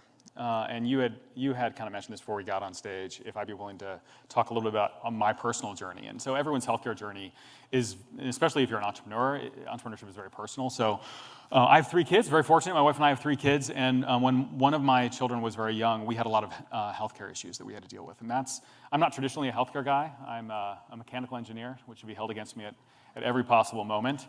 So when I needed to access my health plan, I did something crazy. I read my policy. How many of you guys have read your policies? Fantastic.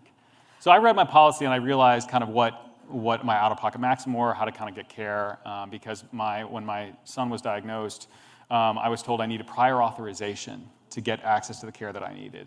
And then once I got prior authorization, I was told it was a 6-month waiting list to see the specialist that I needed to do. And I was just approached by my doctor, said, hey, if you can afford to go out of network, you should.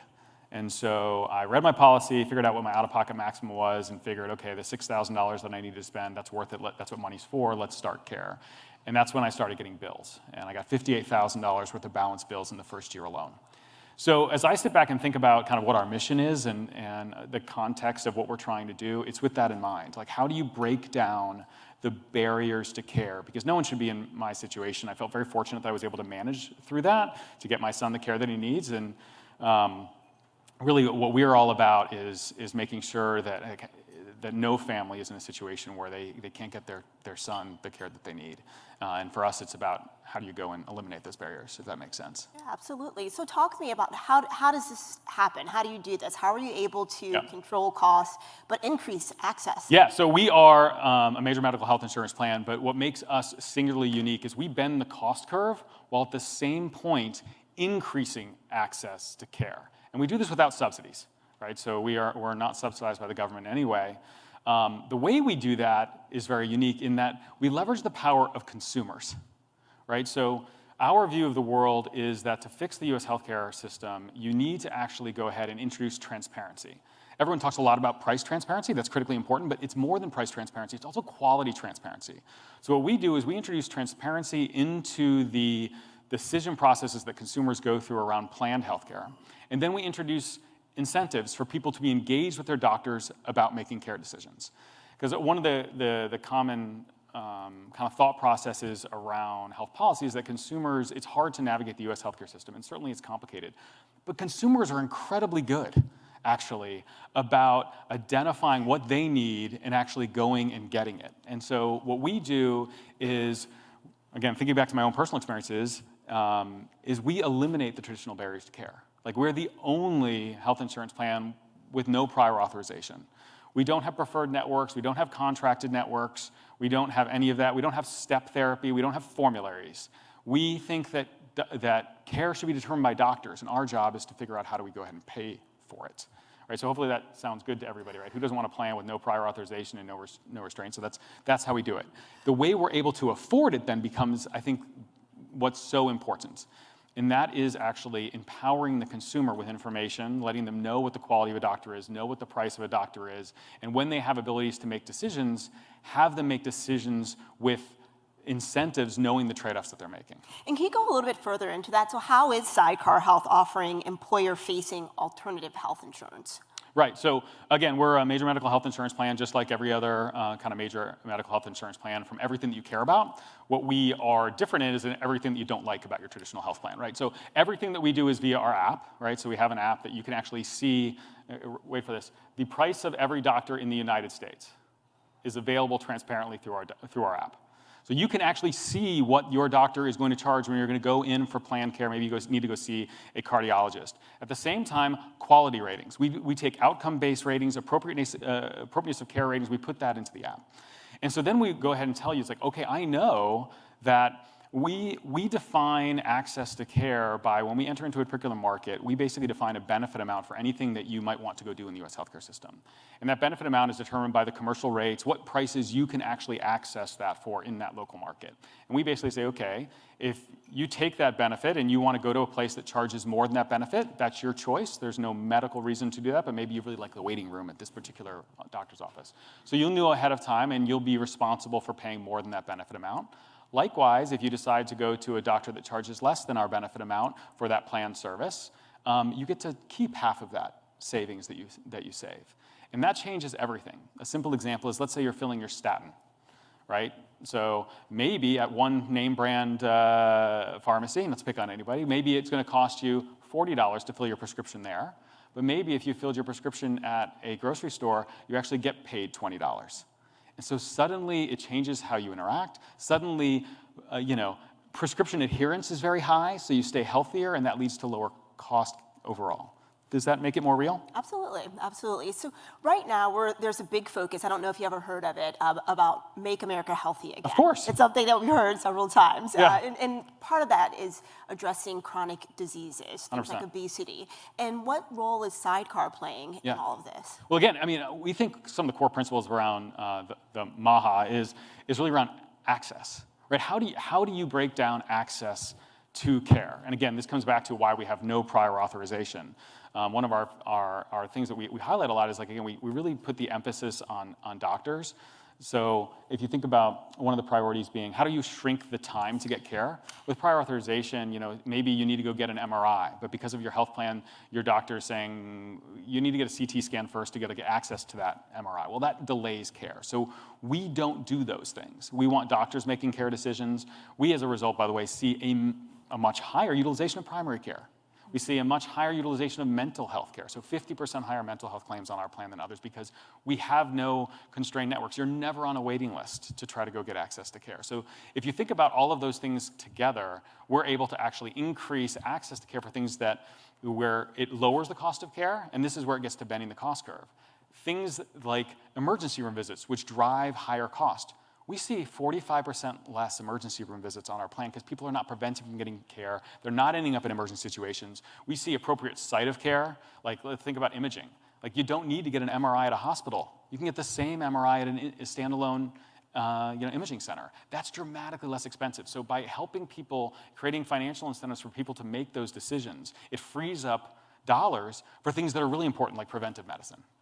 And when we think of healthcare, we typically think of the doctor-patient relationship. Mm-hmm. But nowadays, more and more, AI has a role in things. And I guess, what role do you see AI playing? And then what are your priorities for AI? 100%. Well, so we don't really have an opinion on AI in terms of care delivery. I think there's lots of questions. I think one of the previous panelists talked a lot about, hey, you want to be really careful about bias. What we think about AI for is actually unlocking the consumer experience. Like, for example, let's say your family has a basket of prescriptions that they're on every month. The way we use AI is to help consumers know, within 5 miles from your house, where is the pharmacy that for your entire basket of prescriptions your family is using, this is the place where you can is the most economical for you, where you get the most cash back. Or if I'm trying to pick a cardiologist, we can use AI to help you identify what all your choices are in a given area, what their prices are, and ultimately like set up an appointment for you. Even beyond that, think about billing. Like a single view of your medical records, you can use AI to go out, integrate with systems, pull them in, and actually have a one view, even though like my specialist might be in a different system, my imaging like might be all over. So AI is a huge unlock for consumers, and that's where our focus is. Do you see AI disrupting the industry, eh? Well, the word disrupting is really interesting. A lot of people try to kind of pull that into things like, we don't think about disrupting. Let's talk about empowering. So we think about it as empowering, again, consumers, and we believe that the only way to really fix the US healthcare system is empowering consumers, to really break off all these barriers to care that have been put in place to control costs, but really all they're doing is actually preventing people from getting access to care. And I know in the previous panel, there was talks about Apple Watches, Yeah. technology, and I guess talk with me about that landscape, the role of, wearable health tech. I think anything, again, that increases health literacy is critically important. This comes back to kind of from our model, is we have doctors and patients teaming up on their care. You know, in a traditional legacy model, the payer is pushing themselves in there and controlling what that right path is. So I think wearables do a great job of creating more engagement, which is very consistent with what we think. We want people to be engaged in their healthcare decisions, know what's going on as they're engaging with things that are going to affect their lives. And wearables just gives you more data to make better decisions, which is very aligned to how we think. Now, this is something I watched a couple of podcasts that you've done. Uh-oh. And this was something that really stood out to me. The company has less than a 1% denial rate for sidecar, and that is far below the industry average, and also has no formulas and step therapy requirements. Now, can you talk about ways that sidecar is removing barriers to accessing healthcare, and how are you making all of that work? Yeah, no, and that's exactly right, and I appreciate you kind of highlighting that stat. It's actually way below 1%, but marketing won't let me talk about that. Like, our whole view of the world, again, is that doctors are making care decisions, and our job is to make sure they're paid for. And so if you just look at the view from that, if you look at the world from that picture, and again, I go back to my background not being a deep healthcare person. I'm an engineer. I'm trying to work backwards from what do I want care to be for my family, and how do we empower that? And so for us, it's no surprise we have no formularies. It's no surprise we have no prior authorization. It's no surprise that we are having a very low denial rate relative to the industry. Everybody should be working towards that. How we make it work is because of the unlock for consumers. Like, again, I'll just use an imaging example because it's easy. Like, you can literally spend $5,000 for an MRI in one location, or $500 for the exact same MRI on the exact same machine at another location. And if what we do is say, look, I'm gonna give you $1,000 to get your MRI, go wherever you want, what are consumers gonna do? Well, they're gonna look at the quality that they're getting, it's the same. They're gonna look at the financial choices. Well, one, I'm gonna pay thousands of dollars. The other, I get paid to get care. Well, first of all, I'm gonna run out and do that right now because it's gonna be helpful for my doctor. I have no steps that I have to go through to get that. And then once I get that information, I can speed care, and that's gonna lower the overall cost. That's what we see in the claims data. So that's how we do it. And I think for myself, even when I go to make an appointment, it can be overwhelming 100%. For me. And I guess you've touched on this in your example, but can you talk a little bit more about how Sidecar Health is empowering consumers when it comes to making decisions? Yeah, I mean, again, think about everybody's personal experiences. Has anyone here ever received a surprise bill? Yeah, right. So we're trying to avoid that. So like through our app, what you're gonna see is you're gonna see Dr. Patel. Dr. Patel, if you go see Dr. Patel, you're going to pay $20. And that includes everything that's gonna happen in that particular episode of care. Like if you go in and he's a cardiologist and you've got an EKG, you weren't expecting that, how would you know? So all of those things could end up being surprises in a traditional situation, and ours is completely transparent. Likewise, you're gonna see their quality ratings, and you're gonna say, well, maybe I wanna go to this other cardiologist where all that's true, actually, and then I get paid $10. Wow, that's like a negative copay. One of the things that shocks most people as they learn about us, our average family that's on our plan every year gets $1,000 cash back, while not having. There's a growing interest in socialism among young people in America, but do they know about its dismal past in a traditional network-based plan because of all the barriers to care? So that's how. And right now, we've mentioned this several times, but we are in the midst of a shutdown. Yeah. And when it comes to lawmakers, when it comes to the administration, what more would you like to see from lawmakers when it comes to healthcare?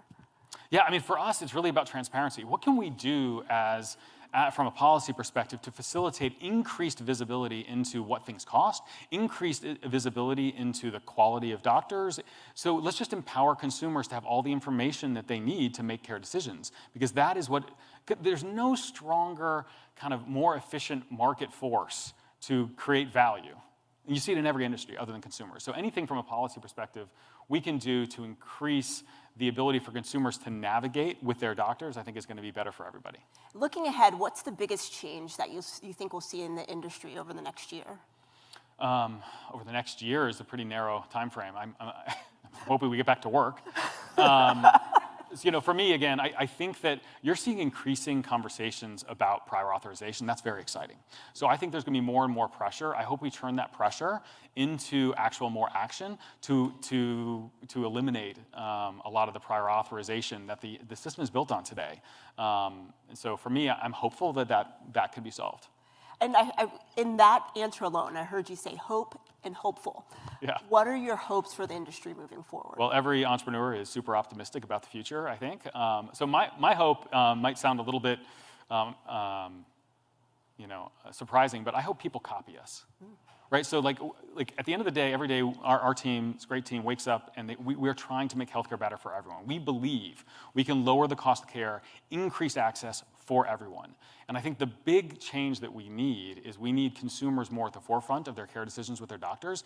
And if all of the traditional players that we all know and love, if they can start copying us more, that's going to move everything. It's going to move policy. That's going to move everything more towards this future where we don't have the same barriers. So I'm hopeful that we get copied.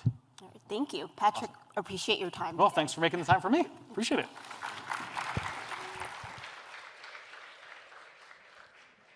Please welcome Chiquita Brooks-LaSure, former CMS Administrator and Senior Fellow at the Century Foundation, for a Medicare checkup.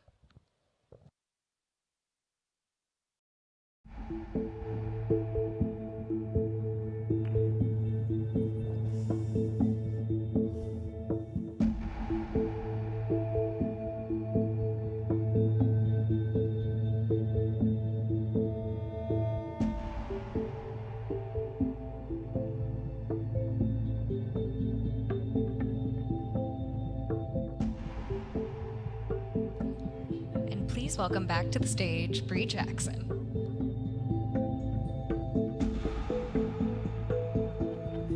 Nice to meet you. Sorry about that. Thank you. I was so used to walking off the stage and going around and picking up my name. So it's a pleasure to have you here. Thank you for having me. So first, just starting off, I guess, tell me a little bit about your thoughts about how everything is going right now when it comes to the healthcare industry, because a big part of this fight that we're seeing is over programs like Medicaid and Medicare when it comes to this fight that we're seeing on Capitol Hill. What are your thoughts on all of this happening right now? Well, just to take a step back, when we left to office at the beginning of January, I'm incredibly proud of what we were able to accomplish during the 4 years of the Biden administration. We entered this year with the lowest uninsured rate in our nation's history, with having, for the first time, negotiated drug coverage at lower drug costs for the Medicare program for the top 10 drugs. We had states expanding Medicaid. 4 states expanded Medicaid overall, and almost all the states had expanded coverage postpartum. And then just a couple of weeks later, we really had a tremendous fight in Congress about many things, but a big portion of that was healthcare. And $1 trillion was taken out of the healthcare world, which has had some serious ripple effects, even though many of these provisions do not take effect today. And what, over the last couple of months, we have seen across the nation is that the money that is taken out of the Medicaid and the Affordable Care Act coverage is already affecting care in this country. I've been doing a number of meetings and town halls across the country, and we're already seeing rural hospitals who are either talking about not expanding or shutting important services.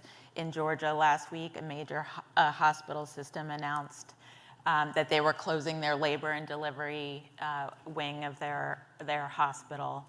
And we're starting to see already that hospitals and other providers are trying to absorb these changes. States are in the process of really trying to make the changes that they need to their programs. Those of you who work at the state level know that you have an annual budget and you have to think very hard about the changes that are coming down the pike. And so we see a lot of disarray in the healthcare industry and some adjustment about what this is going to mean as a result of this legislation. And then we get to today, which healthcare has become a big part of the fight over the shutdown. And as a former government worker and official, I've been on many sides of a shutdown, worrying about how I would pay my mortgage if the government shut down during the Obama administration, having to make decisions about what a shutdown looks like. And my heart really goes out to so many of the federal workers and contractors, and just what a difficult time this is. And one thing I think is interesting that I saw that you did, because sometimes the hardest part is getting the message to everyday people that may not be part of the medical field. And I saw that you did an article in the Philadelphia Inquirer, and you wrote that the Republican budget bill that was passed over the summer sends a message to families on Medicaid: you're on your own. Mm-hmm. What do you mean by that? What I mean is that, we were moving to a place where I believe there was just a real understanding that healthcare is so much at the core of your ability to achieve the American dream: life, liberty, and the pursuit of happiness. If we want our children to get well educated, they need to be healthy. We need to make sure that we are taking care of the seniors in our country. And we need to make sure our providers can make a living and stay open. That benefits all of us. And I think there's just been this year just such an attitude of adding red tape to a process. And most of the conversations I've had with people over this year are, am I going to get coverage? Am I going to be affected? My kid is has learning disabilities and we rely on this care. My kid has this set of services. Are they going to be available to me? And just true panic about what these cuts were going to mean. And this is, a range of families. I don't think people all the time who don't spend all of their space understand how important Medicaid and Affordable Care Act coverage is for our overall economy. I mean, most of the long-term care in this country is actually paid for by the Medicaid program. It's really about, I'm Gen X, we've got aging parents and kids. Like, there's so many people who are in that phase of life where they're thinking about both ends. And Medicaid and ACA coverage really support so many of those families. And so many of the people that when they want to change their jobs at 50 or 60, before they're Medicare eligible, they want to leave their companies, start something new, you need to buy insurance. Well, it is not necessarily affordable at those ages, and the Affordable Care Act has really been just a tremendous lifeline for so many people who want to start their own businesses, and I've spent the years talking with them. And I'm going to take a step back for a second because I feel like we put you on the hot seat the second you sat down. So I'm going to step back a little bit. Talk with me about some of the things you're most proud of from your time at CMS. Yeah, I really I look back on those years and feel tremendously proud about the work that we did to strengthen the CMS staff. We had a very strong team of officials who came in, and we were able to do a number of things that were incredibly important, strengthening the Medicaid program. So really trying to lift up the rules, the standards, and we've all learned a lot about how difficult it has been over the years to enroll in Medicaid, and so we were marching in a direction of trying to get states to streamline those rules. We learned a lot during the COVID pandemic of what we call unwinding, as we started to do eligibility and really trying to lift the rules, not just of getting coverage, but also making sure that coverage is meaningful. So trying to work on improving access to care, because at the end of the day, that's what matters. Maternal health is a particular focus of mine and so many other people in the administration. And so not only getting states to extend coverage postpartum for 12 months, which I think is necessary, not sufficient for addressing postpartum care. Many women, particularly Black and brown women, die after birth. And just really helping to educate people on how important it is to have continuous coverage, important for moms, important for babies. And then prescription drugs is just at the source, I think, of so many families' concern about costs for health. It is not the only level of concern, but in good ways, I think over the last decade, we've seen such jumps and leaps in therapies coming to market. But as a result, I would say people are more dependent on drugs. The number of drugs that the average senior takes is rising, and it is a much bigger part of cost.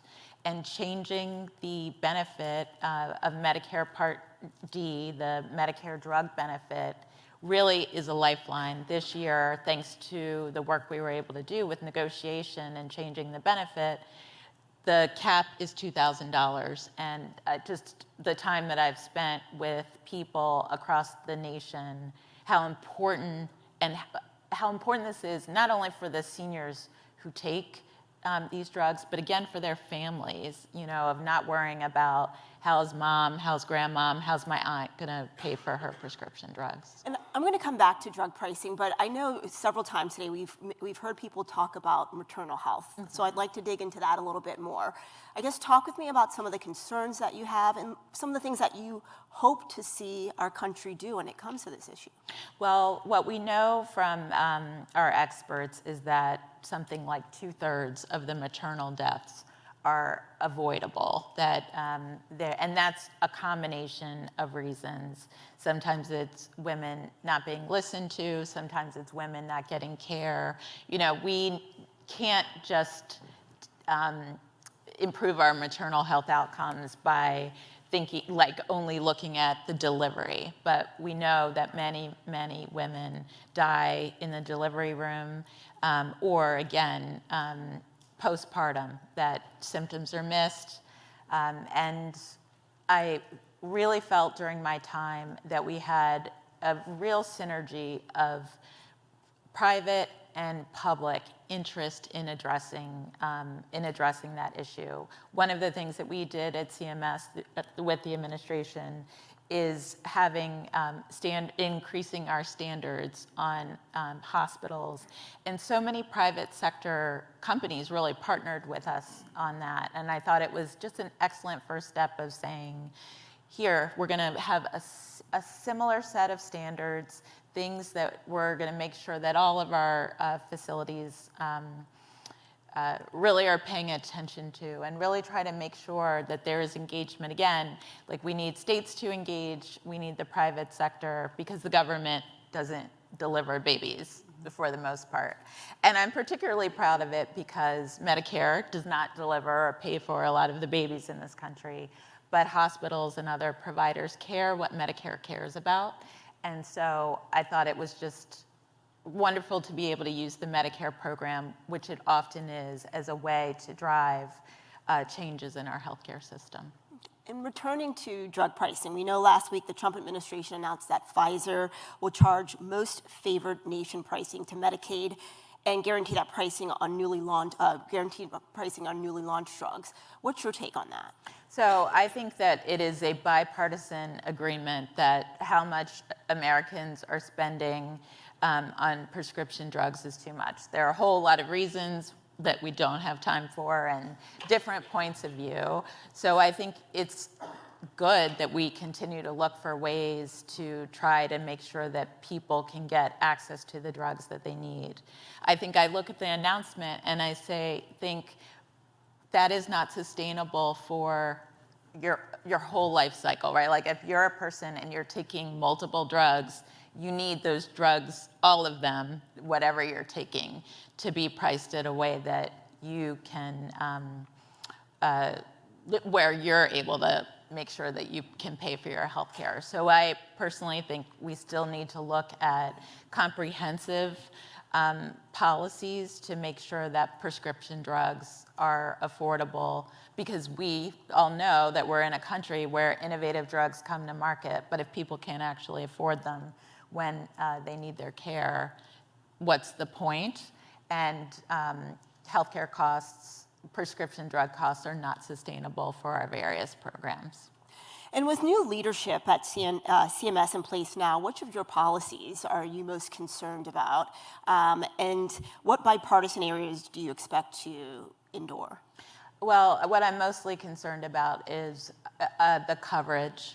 And, you know, I think that H.R. 1 has moved us in completely the opposite direction of putting so much additional red tape that what we have seen time and time again is when you add red tape, people who are eligible lose coverage. It started, you know, the CHIP program, that's how I got started in my healthcare career, where adding more burden on children to prove that they were born in this country led children who were born in this country to lose coverage.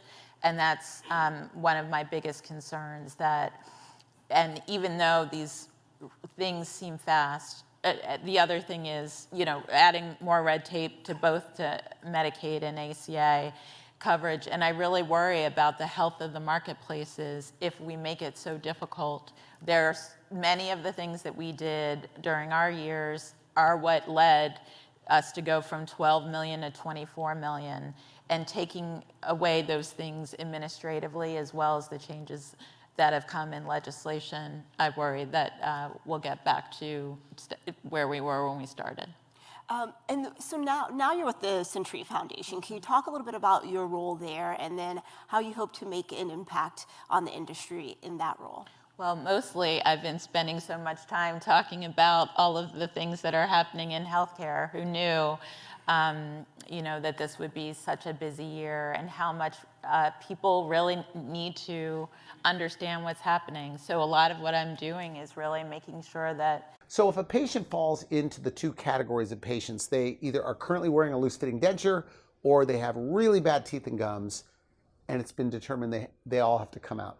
What are the dental implant options in your office? So when they come in, the first thing that we're going to do is understand their goals and see what they're a candidate for. Okay. And once they understand those options, then we're going to find a way to fit their option in their budget. And then we're going to design their smile at our office to make it custom to their face. Step 3 is the day of the procedure. When they get their new teeth, they're going to come into our office on the day of the procedure, and they're going to walk out with their new set of teeth. How soon can they eat? So at first, they're going to want to take it easy, and then before you know it, they're going to be eating steak and corn on the cob and all their favorite foods again. To those topics, and that's what I'll be hoping that we shift to once we get coverage back on track. Well, thank you for your time today. Thank you.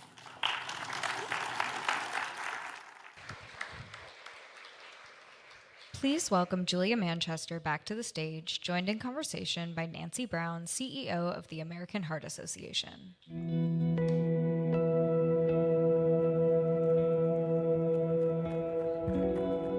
Hi, Nancy. It's so great to join you here today. How's everything going? It's going well. Thank you so much. Wonderful, wonderful. You know, you've led the American Heart Association since 2008. Looking back, what's changed most about the fight against heart disease in America? Yeah. You know, I would say many things that are positive and some things that are of great concern. I want to make sure that the audience is aware that deaths from heart disease, cardiovascular disease, have been cut in half since the founding of the AHA in 1924. And that really has to do with many things, the marvels of scientific innovation, technology, drugs and devices reaching people, you know, procedures. You know, a person who has a stroke today can walk walk out of the hospital, if they get the right access to care, 2 days later, with their life almost back to normal. This is the marvel of scientific innovation, and that is really the foundation of what we stand for at the AHA, and we're very proud of that work.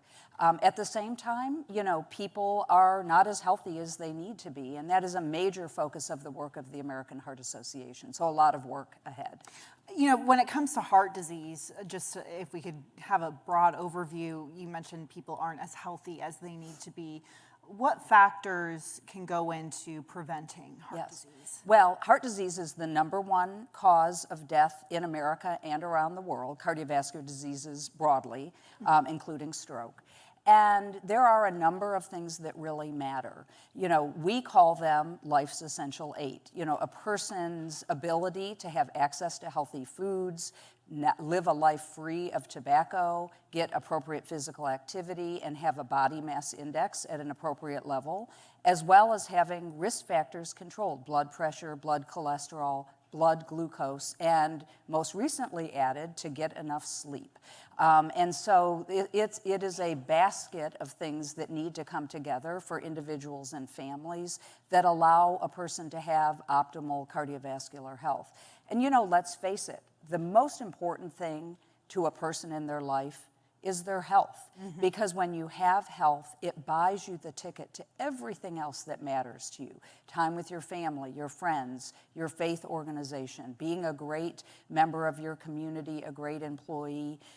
All of those things happen when you have good health. And so it really matters. And we talk about how much it matters, but recently we've seen cuts to NIH funding, some government funding that I understand has affected the American Health Association. Talk about how it's affected, or Heart Association, talk about how it's impacted your job and also, impacted the fight against heart disease. The NIH is the major funder of research in this country. Of course, we all know that. The major funder of cardiovascular disease, the American Heart Association, is the second largest funder of cardiovascular disease research in America. The cuts are devastating, or the proposed cuts and the actual cuts are devastating. If we think about the strategic advantage the United States has in the area of science and technology, it's very significant, and we're at risk of losing that.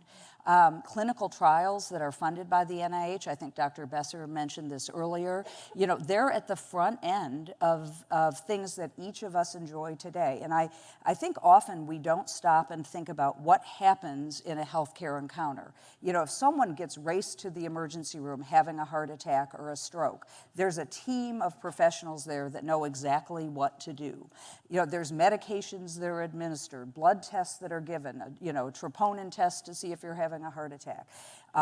Arteries are opened, strokes are pulled out of your brain with a thrombectomy. People didn't just wake up one day and say, I think we'll go into someone's brain and pull a blood clot out.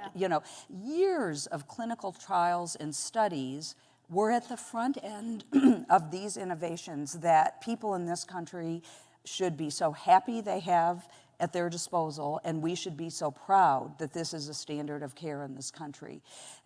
The demolishing of scientific research will have a devastating impact on every single one of us today and in the future, and so we're very concerned about it at the AHA. So how have you been able to pivot over the past 8 months? How have you been able to, I don't know if there's any way to, curtail, work your way around these cuts, but what have you had to do in the meantime? Well, just for background, the American Heart Association is a global organization. We have a presence in 110 countries.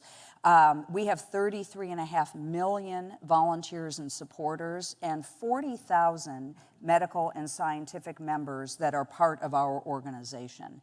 And as I mentioned, we are the country's second largest funder of research into cardiovascular diseases, including stroke. So we, of course, focus on what we can do with our funding, which, pales in comparison to the NIH funding.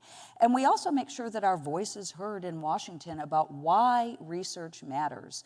Research matters to every person, whether they realize it or not. And so we work very hard to bring to life the stories of patients and survivors from young people to old people whose lives have been saved or impacted because of research. It's really important that that not get lost in the narrative. You know, we have people's health and people's lives in our hands here, and we have to remember, you know, a child born with a congenital heart defect today, research is the reason that now we have adults that are living with congenital heart defects that they were born with.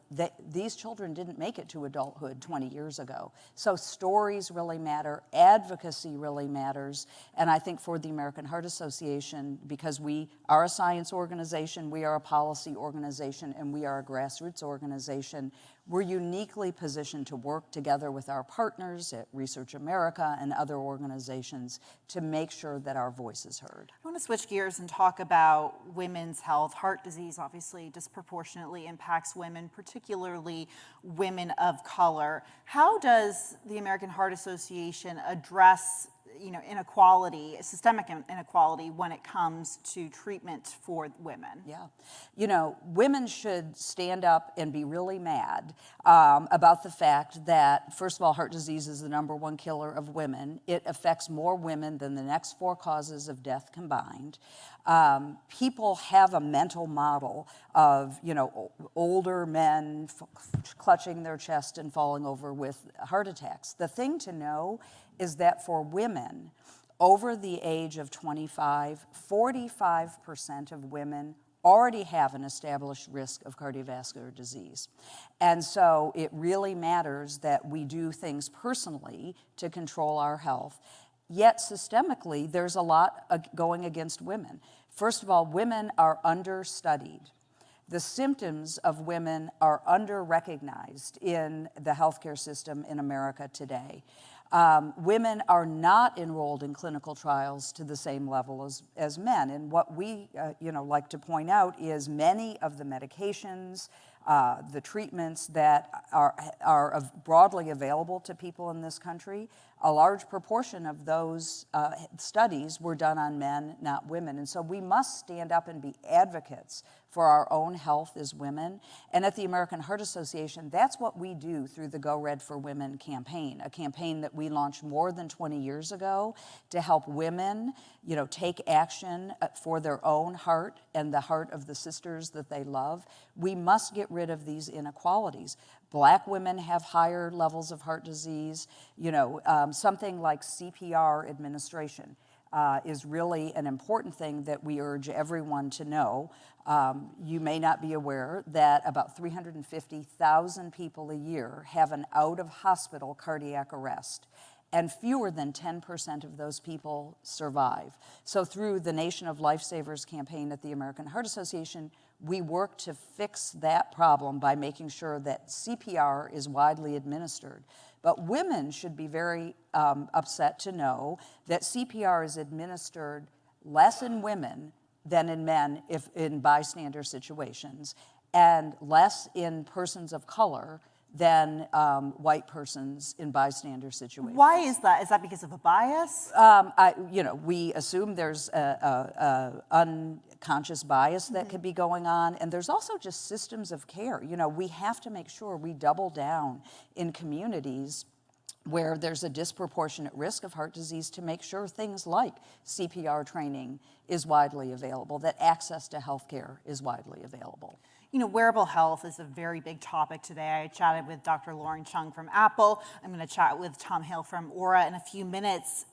How does the American Heart Association view wearable health, but also other new technologies like AI? I know wearable health, there's so many preventative health benefits from, wearing one of these devices. How is AHA viewing that? We have long believed that wearable health technology is a game changer for individuals managing the risk of heart disease and of having a stroke.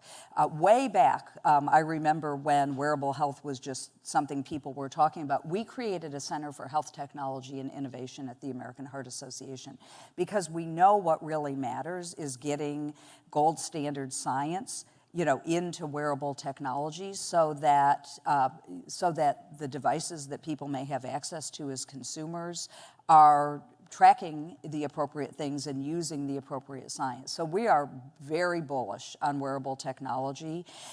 One of the things that matters to us is the affordability and access of wearable technology.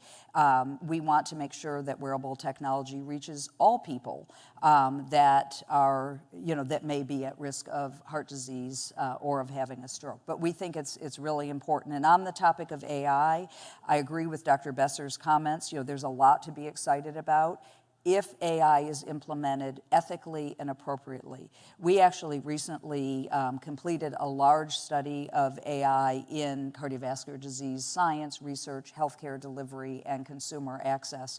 And the ethical use of AI is what really matters. We think about healthcare delivery in AI and how it might administratively help support a more efficient healthcare system. Yay, we need that. There's marvelous technology that is being implemented to actually detect a person's risk for something like valvular heart disease long before they knew they had it, because AI tools and algorithms can study blood tests and imaging tests and highlight to healthcare providers people who might be at risk for certain cardiovascular conditions.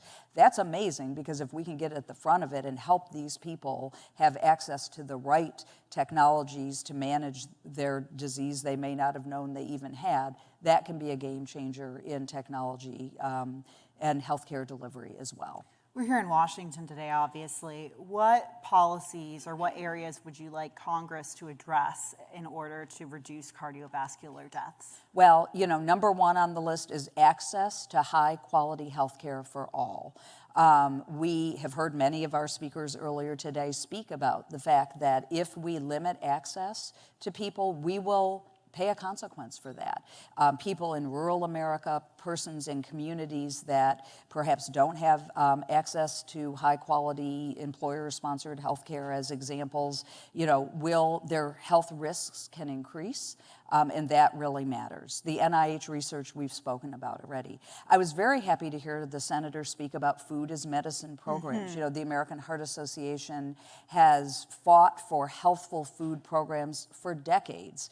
And as a matter of fact, right now, we and the Rockefeller Foundation have a large food as medicine program where we seek to create the definitive evidence to prove that food as medicine programs, when implemented for certain populations in certain environments, can actually improve health outcomes and reduce costs. And it's really a behavioral economics approach to food as medicine programs. We're very excited about these, and we believe that implementing them can help more people have access to healthful food products, which is a real rate-limiting step for the health of individuals in this country, is access to healthy food products. We only have a few minutes left, but we started on a positive note. You mentioned that since the American Heart Association was founded, the cardiovascular deaths have been cut in half. What are you most hopeful for going forward?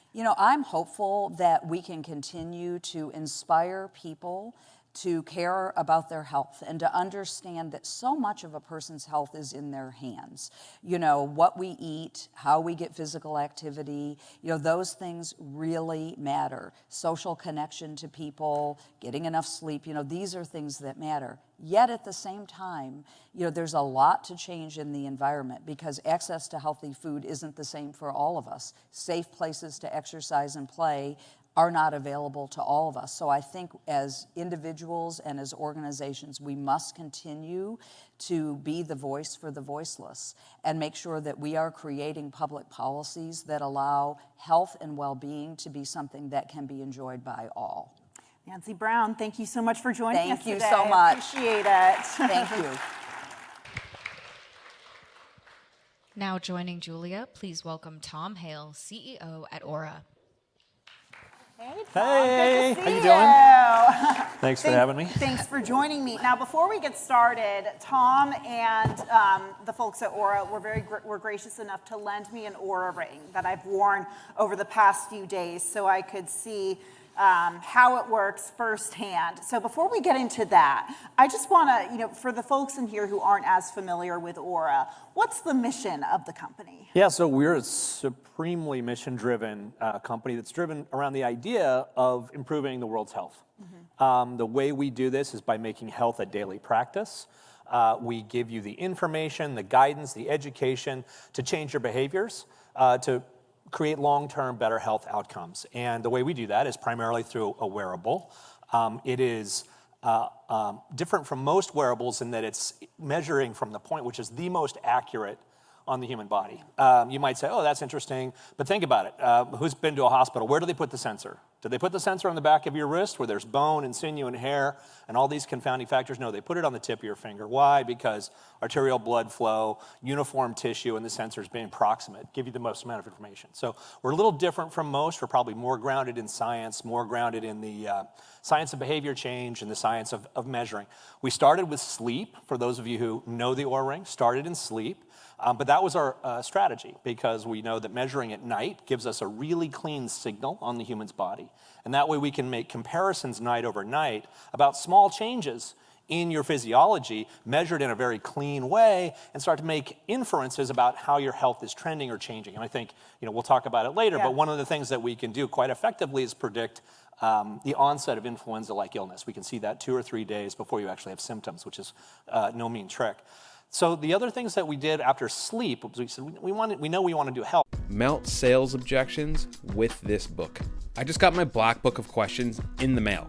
And look at this thing. Honestly, it's less of a book and more like a full-blown predictions about your cycle. We can make predictions about when your fertile window is and be accurate within half a day. We make a lot of work around metabolic health. We've tracked 10 million meals in the last 4 months, and we start to see those outcomes and how they relate to things like I'm wearing a blood sugar sensor right now, a Dexcom sensor. So we can see the correlations between your behaviors and the outcomes that are happening on a very kind of like continuous way. And that continuity is important. It's actually a set of data that actually hasn't existed before, hasn't even been studied.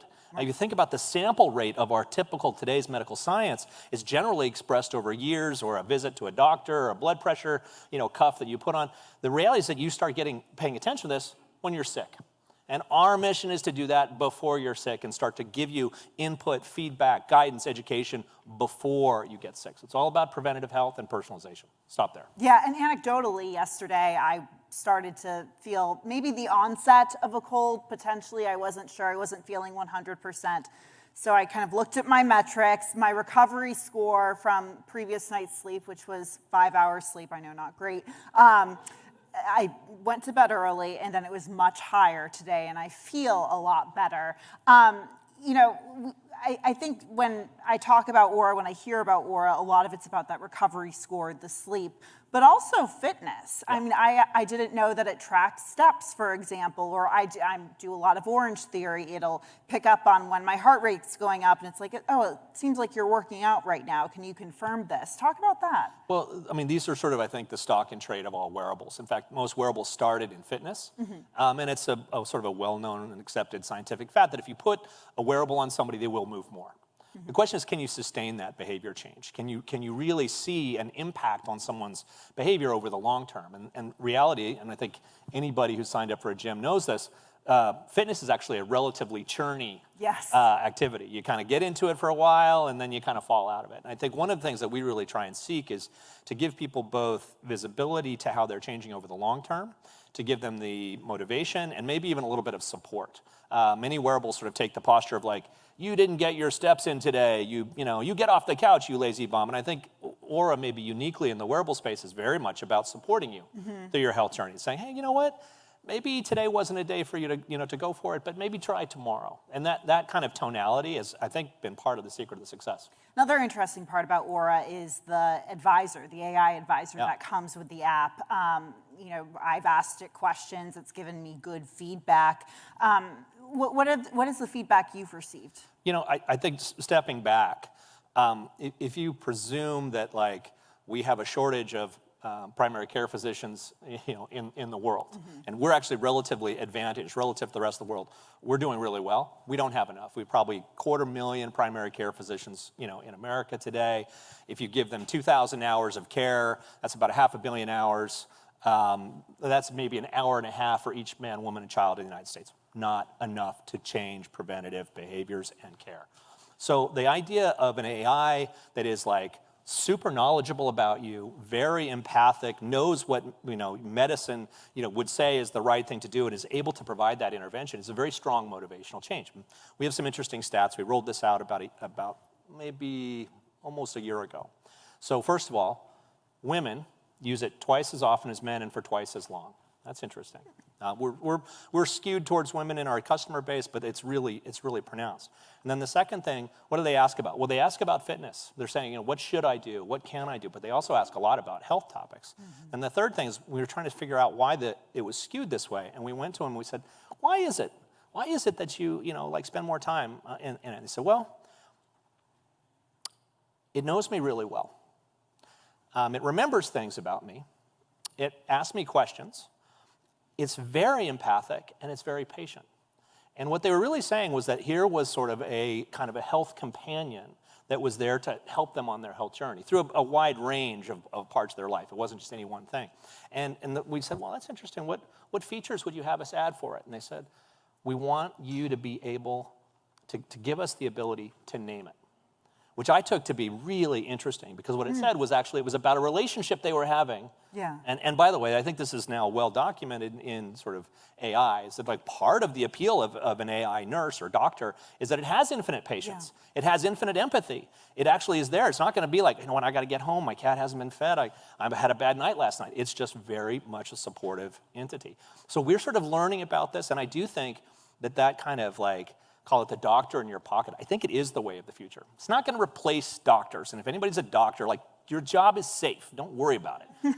But the idea that you could have someone who is, monitoring your body 24/7, you already have a supercomputer. You carry it with you everywhere. And there could be some machine intelligence which is looking over all the information, your context, your biometrics, your biomarkers, your health records, and making sense of that in a way so that when you do see the doctor, it's much more efficient, it's much more effective, and you're actually coming with something that maybe gives you more agency in your healthcare journey.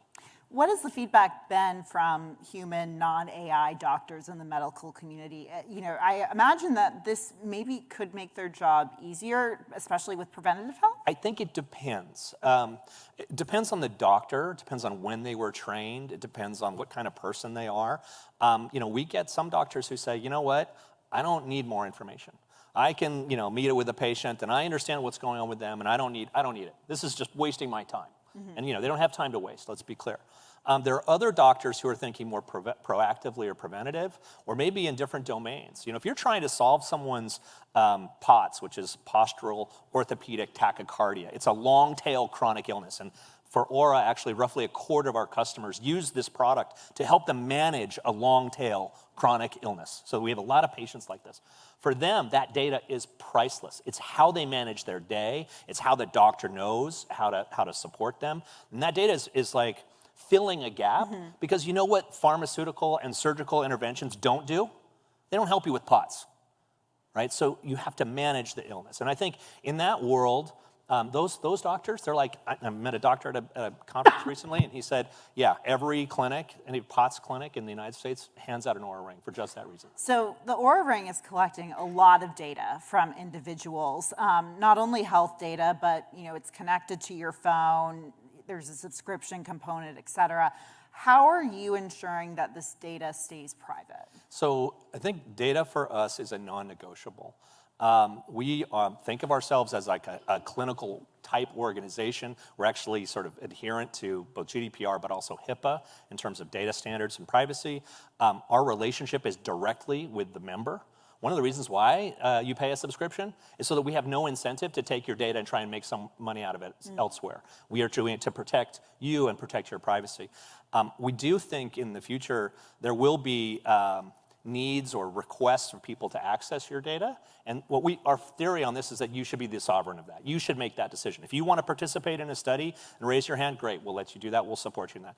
Oh, you want to share with this app because this app is the best thing for POTS or for long COVID or ME/CFS, great, we will share that data. And you can be the governor of that. We are not in the business of sharing or moving your data around. In fact, we view it as almost like a sacred kind of relationship that we have with our customers, which is that you are entrusting us with this incredibly intimate data.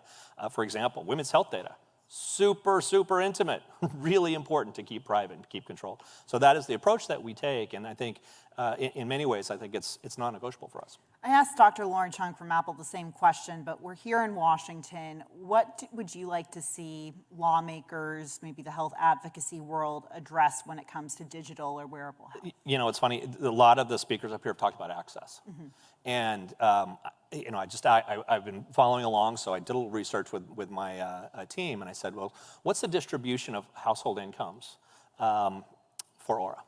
And they said, well, like, you know, wouldn't be surprised. There's a lot of the healthy, wealthier, or the worried well, they call them, you know, maybe half of our folks have incomes over 100,000. But 11% have incomes under 50,000, which I was shocked by. This was not a number that I expected to see today. So I think access is one of the most important things we can do. We approach this by trying to find ways to get subsidization through HSA, FSA. We think ICRAs are going to be important. Basically, you know, the employer has an obligation to the employee, and subsidizing this kind of technology is very helpful in moving access forward. But that is not enough. It is necessary and not sufficient. I do think the government has a role to play here, whether that's through vouchers or through reimbursement for certain indications, or, you know, some other mechanism, tax breaks, rebates, however you want to think about it. I think they do have an obligation to do that. And I think in our world, what we would like to see is a qualifier around the type of medical device that is maybe not a stent, which, by the way, the risk of a failure in a stent is life, you know, ending, and maybe not a snake oil supplement, which has no scientific evidence, but somewhere in between, that's on this side of the clinical kind of wellness divide, but is not necessarily as life-threatening as, like, I don't know, a pacemaker. And if there was some way to make that access both supported from, you know, reimbursement or however you want to think about the mechanism of funding it, but you also have this kind of quality guarantee from a regulatory standpoint, which is not so high that you can't innovate, but is not so low that you end up with something that's not effective or safe. What is one feature of Aura for a first-time user like me or someone who's interested in investing in a ring that you would suggest they check out, maybe a feature that we haven't talked about yet on stage? Well, I think there's a lot. I'm a big fan of metabolic stuff, so I think, you know, we have a huge problem in this country around metabolic health. We certainly have talked about the need for foods, medicine, but I think sort of educating people about this. So for me, this morning I ate my breakfast. I took a photo of my breakfast, and the app immediately sort of gave me some feedback on how my eating. And it wasn't like, here's the calories, because that's impossible. By the way, if anybody tells you that they can take a photo of your food and give you calories, that is absolute bullis. Yeah. Okay, now, if what it's trying to do is trying to teach you about what foods you should eat. It's a really interesting kind of mechanism to modify behavior, because we think of ourselves not as like just a reporter of the facts, but we're trying to change behaviors. So the other one, and we'll take yours for example, is illness detection. So we track 4 of the 5 vitals. So it's oxygenation, temperature, respiration, resting heart rate, and we do it overnight. So we have a really clean signal on it. We will have hypertension and blood pressure. It's not, you know, we're working through the regulatory pathways on that now, but those are the 5 vitals. And when we see a deviation from your baseline in those vitals, we make a little message that says, hey, you've got minor signs, or in some cases, if you've really been, you know, pressing your health, you might have major signs. And that feature is so powerful, because what it does is it gives you a heads up that if you don't sort of change your behavior, you're probably heading towards some kind of, you know, influenza-like illness, a cold, a flu, a virus, whatever it is, something that's activated your immune response. And so changing your behavior can sometimes really actually change the trajectory of that illness. And I experience this because I travel all the time, and, you know, when I get, you know, strained or stressed, I will listen to my app and I will change my behavior, and I will be able to get through the day. I'll, like, you know, drink some tea and lie in my hotel bed for 5 hours, and I'll be fine, and I'll make it through the rest of the trip. And so those 2 I think I would really highlight. We could talk about women's health too. It's a pretty fascinating topic. People are always stopping me in airports when they see my Aura outfit or whatever I'm wearing that says Aura. They're like, oh, hey, I love my Aura ring. Aura got me pregnant. And I'm like, I'm not sure that's how that works. But you know, yes, I understand. We helped you, you know, find your fertile window, and in so doing, maybe we reduced a cycle of IVF to, you know, a fewer times, save you some money, save you some time. Absolutely. Well, Tom Hale, thank you so much for joining me Thank you, today. I could Julia. talk about this Thank you. forever. Thank you. Thank you. Please welcome Vani Hari, founder of Truvani and better known as the Food Babe, in conversation with Bree Jackson.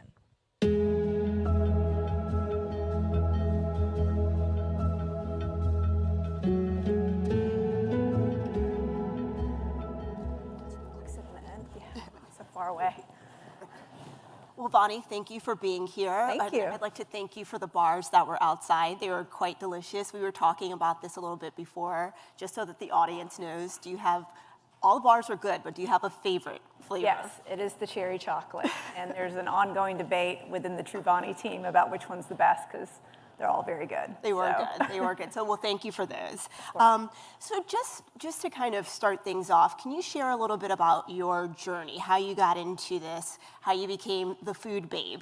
Talk with me a little bit about this. Sure. You know, I grew up with two immigrant Indian parents that came here to the United States in the 1960s. My dad went back to have an arranged marriage with my mom. And when they got here, the first thing my dad introduced my mom to was a McDonald's hamburger. He said, if we're gonna live in America, we're gonna eat like Americans. And that's how I was raised, on processed fast food. And as a result, I suffered a lot of health issues as a child. I was in and out of the doctor's offices. My parents took me to the doctor because they wanted to find, solutions to all of my ailments, and no doctor asked me what I was eating. They just put me on a medication. And by my early 20s, I'd had 2 abdominal surgeries, was on 9 prescription drugs, and hit rock bottom. And it was, when my appendix was getting taken out, that I made the decision to finally take control of my health and look into what I was eating, what caused me to be in this situation, and to feel this bad in my early 20s when I saw my friends and other people out there, living life. And I wanted to do that. And I started to channel this energy that I learned in debate in high school, where I was a top-tier debater, got recruited to college, being in debate, was #1 in the state. And back then, we didn't have Google, so you had to actually go to the law library and look at the journals and, pull out the microfiche and do all of that and photocopy evidence. You didn't have an iPad or anything, so you had to take these huge tubs of evidence to different debate rounds. And I remember one year's topic was healthcare. And I was using that information in high school to win debate rounds. I wasn't using it towards my health, though, but I just remember how screwed up the healthcare system was and how so many people were sick. And so I kind of started there and started to research what I'd been eating and what specifically were the ingredients in the food that I was eating. Every day after I would leave work, I would eat a Chick-fil-A sandwich, thinking that it was 350 calories. It has all this protein. It's good for me, looking at the macronutrition in it, not really looking at the ingredients. But when I looked at the ingredients, I was horrified and couldn't believe that there were so many different chemicals in it. One of the first chemicals in it, namely being MSG, which they feed to rats in obesity studies to keep them fat.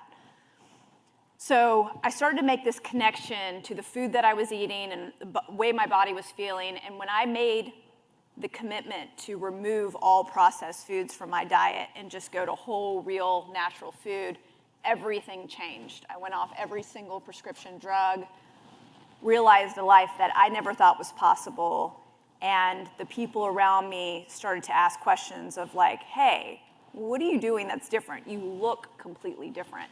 You have a new aura about you. You have new energy. And so I told them what I was discovering, and I actually just couldn't shut up about it. And anytime, I'd go to a restaurant with my coworkers or with my friends, my close friends and family, I'd ask specific questions. There was like, why are you always asking these questions about where this meat comes from or what the ingredients are in this? And I told them this is the secret. This is the secret to having everlasting health, to know what you're eating.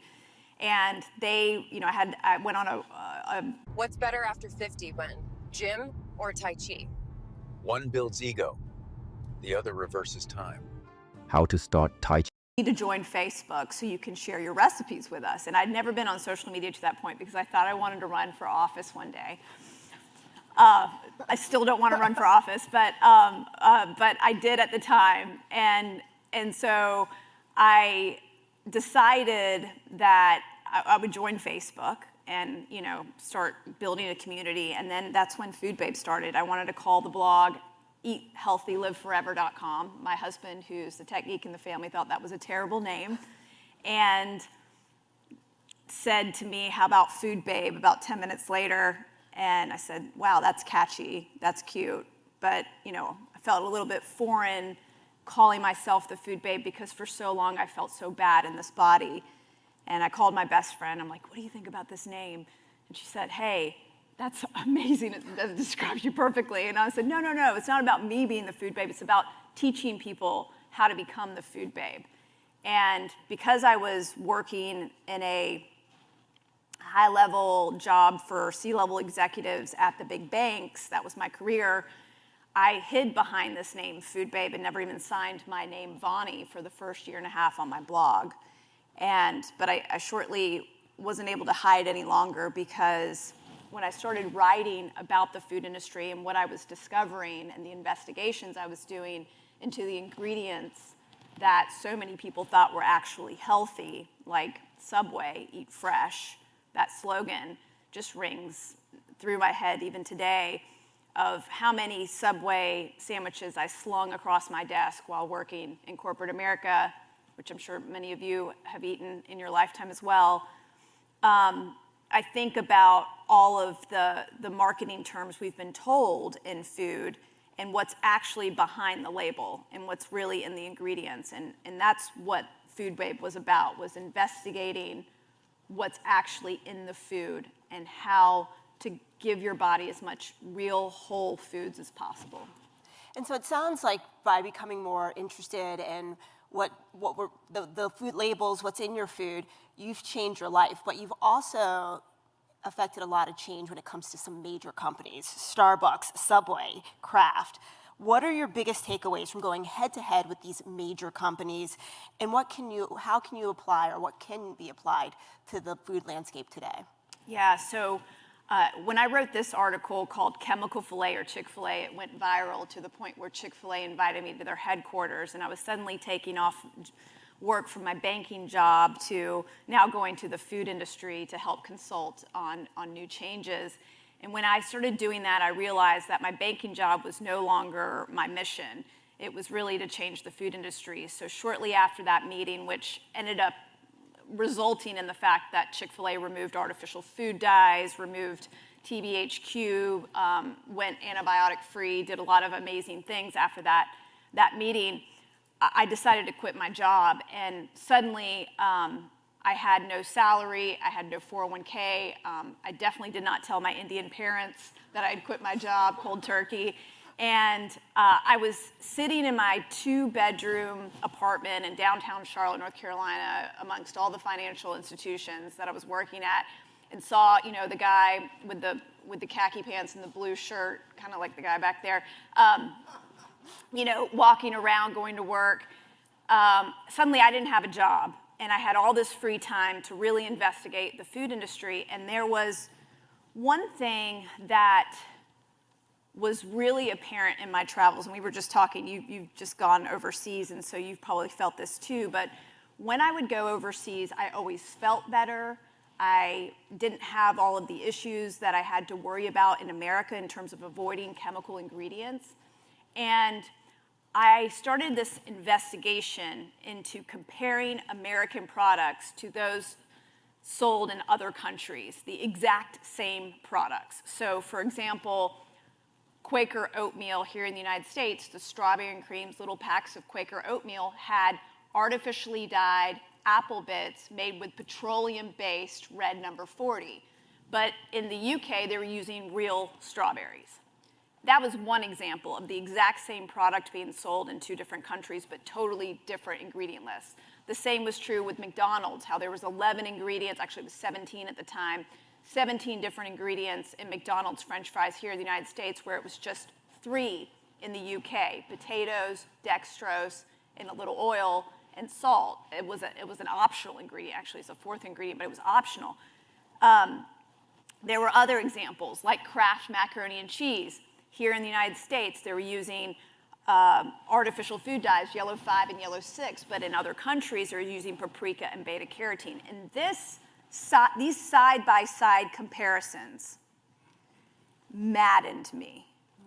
And it was the result of the fact that we've allowed corporations to put profit over people and put profit over health. And when I looked at the health trajectory of the chronic disease rates in this country, and at the top of that blog post that I wrote in 2013, I said that the rates, I was like, this many people have cancer, this is how many people have diabetes, this is how many people have heart disease. And I was just like, why aren't we looking at the root cause of why we are so sick here in America compared to all of these other developing nations? Why do we have the worst health outcomes? And I go, well, here's one thing we need to change, right? That our American food system is systematically poisoning us with ingredients they don't use in other countries. And here are the examples, and Oreos, and McDonald's, and Kraft, and Quaker Oats, and things that people consume every single day. And so I decided to take on Kraft and start a petition. And I got 387,000 signatures on my petition to have them remove artificial food dyes. And when I went to their headquarters, they basically told me to get lost. But they did meet with me, and they told me we have to agree to disagree. But what changed, and what was so beautiful, and this is a really important lesson because it's what's happening right now with the Make America Healthy Again movement, is so many parents became aware of Kraft's competitor, Annie's, who was making macaroni and cheese without artificial food dyes. And Kraft was losing market share. They slowly started to lose market share, and it was gaining with Annie's. And when General Mills bought Annie's for $800 million shortly thereafter, they had no choice but to make Kraft macaroni and cheese without artificial food dyes like they did in other countries. Well, and I was going to get to this later because I was fascinated by your story, but another thing that people are fascinated by is that you used to be a Democrat, and now you have become a representative of the Make America Healthy Again movement. And why do you think, in some ways, nutrition has become politicized? Yeah, well, it shouldn't be, because every time we make it about being a Democrat or Republican, the chemical companies win. The food companies win that are poisoning us. And so, for me, I was overjoyed that someone like President Trump and Secretary Kennedy got together and made a commitment to talk about these issues on the national stage. This has never happened before in history. One whole side of the political spectrum has largely been mute to these ideas. And suddenly we had a national conversation opening up where people on both sides of the aisle of all political spectrums are talking about something that is fundamental to the way we're all living. You know, a child who is sick doesn't care if you're Democrat or Republican. I can tell you the way I used to feel when I was on 9 prescription drugs. I didn't give a crap about politics, right? All I wanted to do was get better. And without life, without health, I truly think you have nothing. And I've been in that situation, and I know it. And so for me to be part of this fight in this way is really a testament to finally my voice being heard. Because for so long, for decades, I was censored with this information. I think about, and with all due respect, I say this, Dr. Richard Besser, who was here earlier today, being interviewed in 2013 on Good Morning America when they covered my Kraft campaign, guess who said artificial food dyes was safe? It was him, right? And that's what we're up against, okay? That's the kind of opposition we're up against, where doctors are not intellectually honest about how these chemicals are poisoning us. And I'll let Dr. Besser, unfortunately he's not here to respond. Yeah, can respond. But I guess, because I guess for some people, a movement like this would come, when we talk about a movement like this, some will say, well, Michelle Obama tried to do this years ago. And I guess, what do you think the difference is between with what Michelle Obama was trying to do versus the MAHA movement?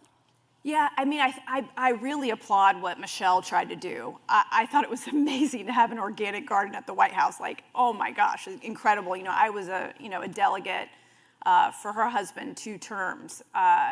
So I was really pumped about what she was doing there. But what happened is the emphasis slowly started to shift off food and go to movement. And it was largely being driven by the sugar industry, which is largely driven by Coca-Cola and Pepsi and the American Beverage Association. And they basically, you know, paid Harvard scientists to say that it's not the food that you eat, it's the lack of exercise that's making us so sick and fat and overweight and diabetic, and took the emphasis off sugar.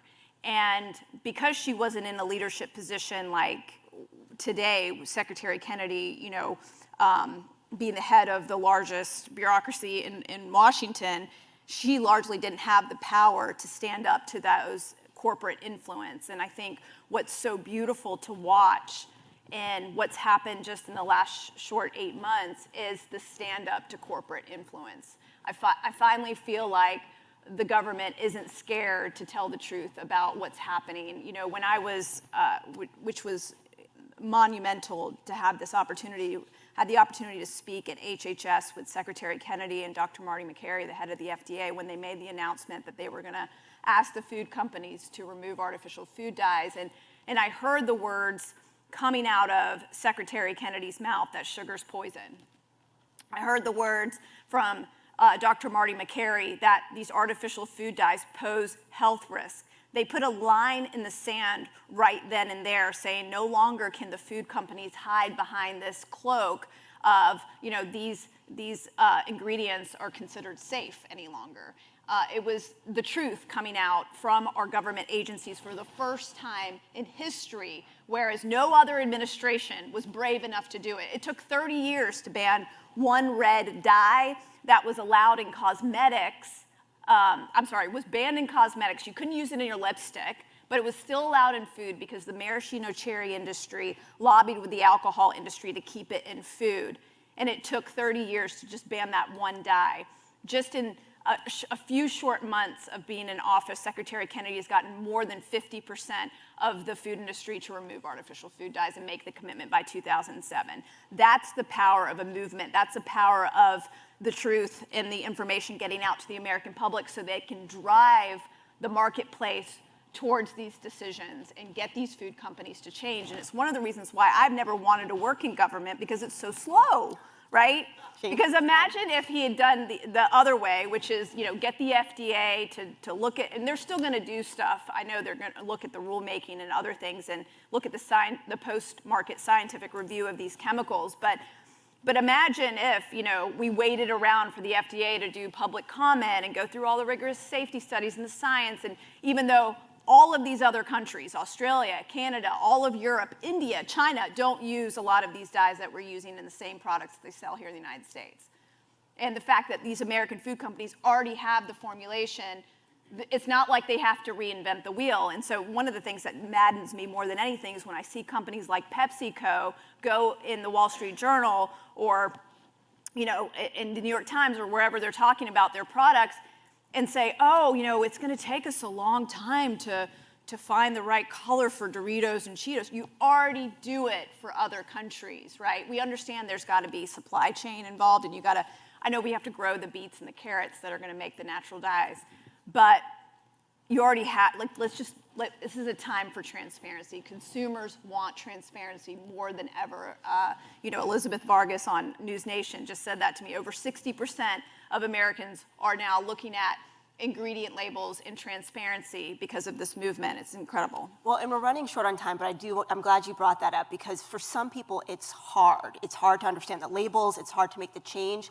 What's one food swap that you can say today to hopefully help the people watching, the people in the audience, a food swap that they can do today that can help them moving forward? Yeah, so I just think about something I eat every day, which is oatmeal. And instead of going to Quaker Oats, which is unfortunately contaminated with glyphosate, because it's a conventional oat, it's sprayed with glyphosate right before harvest. I would go to an organic oat and find one that maybe tests for glyphosate. There's a great company, I'm not affiliated with them, called 1 Degree that makes a steel cut oat. And then I use a crock pot every night. It takes me less than 30 seconds to put water and steel cut oats in this crock pot, and it's ready first thing in the morning. It's hot, it's creamy, it's the best texture. It's so good. And it's the thing that my kids gravitate to first thing in the morning. They get a bowl of oatmeal with fruit and berries, you know, and it buys me a little bit of time to enjoy a sip of coffee. So yeah. All right, well, perfect. Well, thank you so much for the informative and passionate discussion. Thank you. Thank you. That was really good. Thank you. That brings us to the end of today's program. Thank you to all of our speakers this morning, to our sponsors ByHeart and Susan G. Komen for The Cure, and to all of you who joined us in the room today, as well as the thousands who joined us online. If you missed any portion of today's event, the full event video is available on thehill.com. Thank you and have a great day.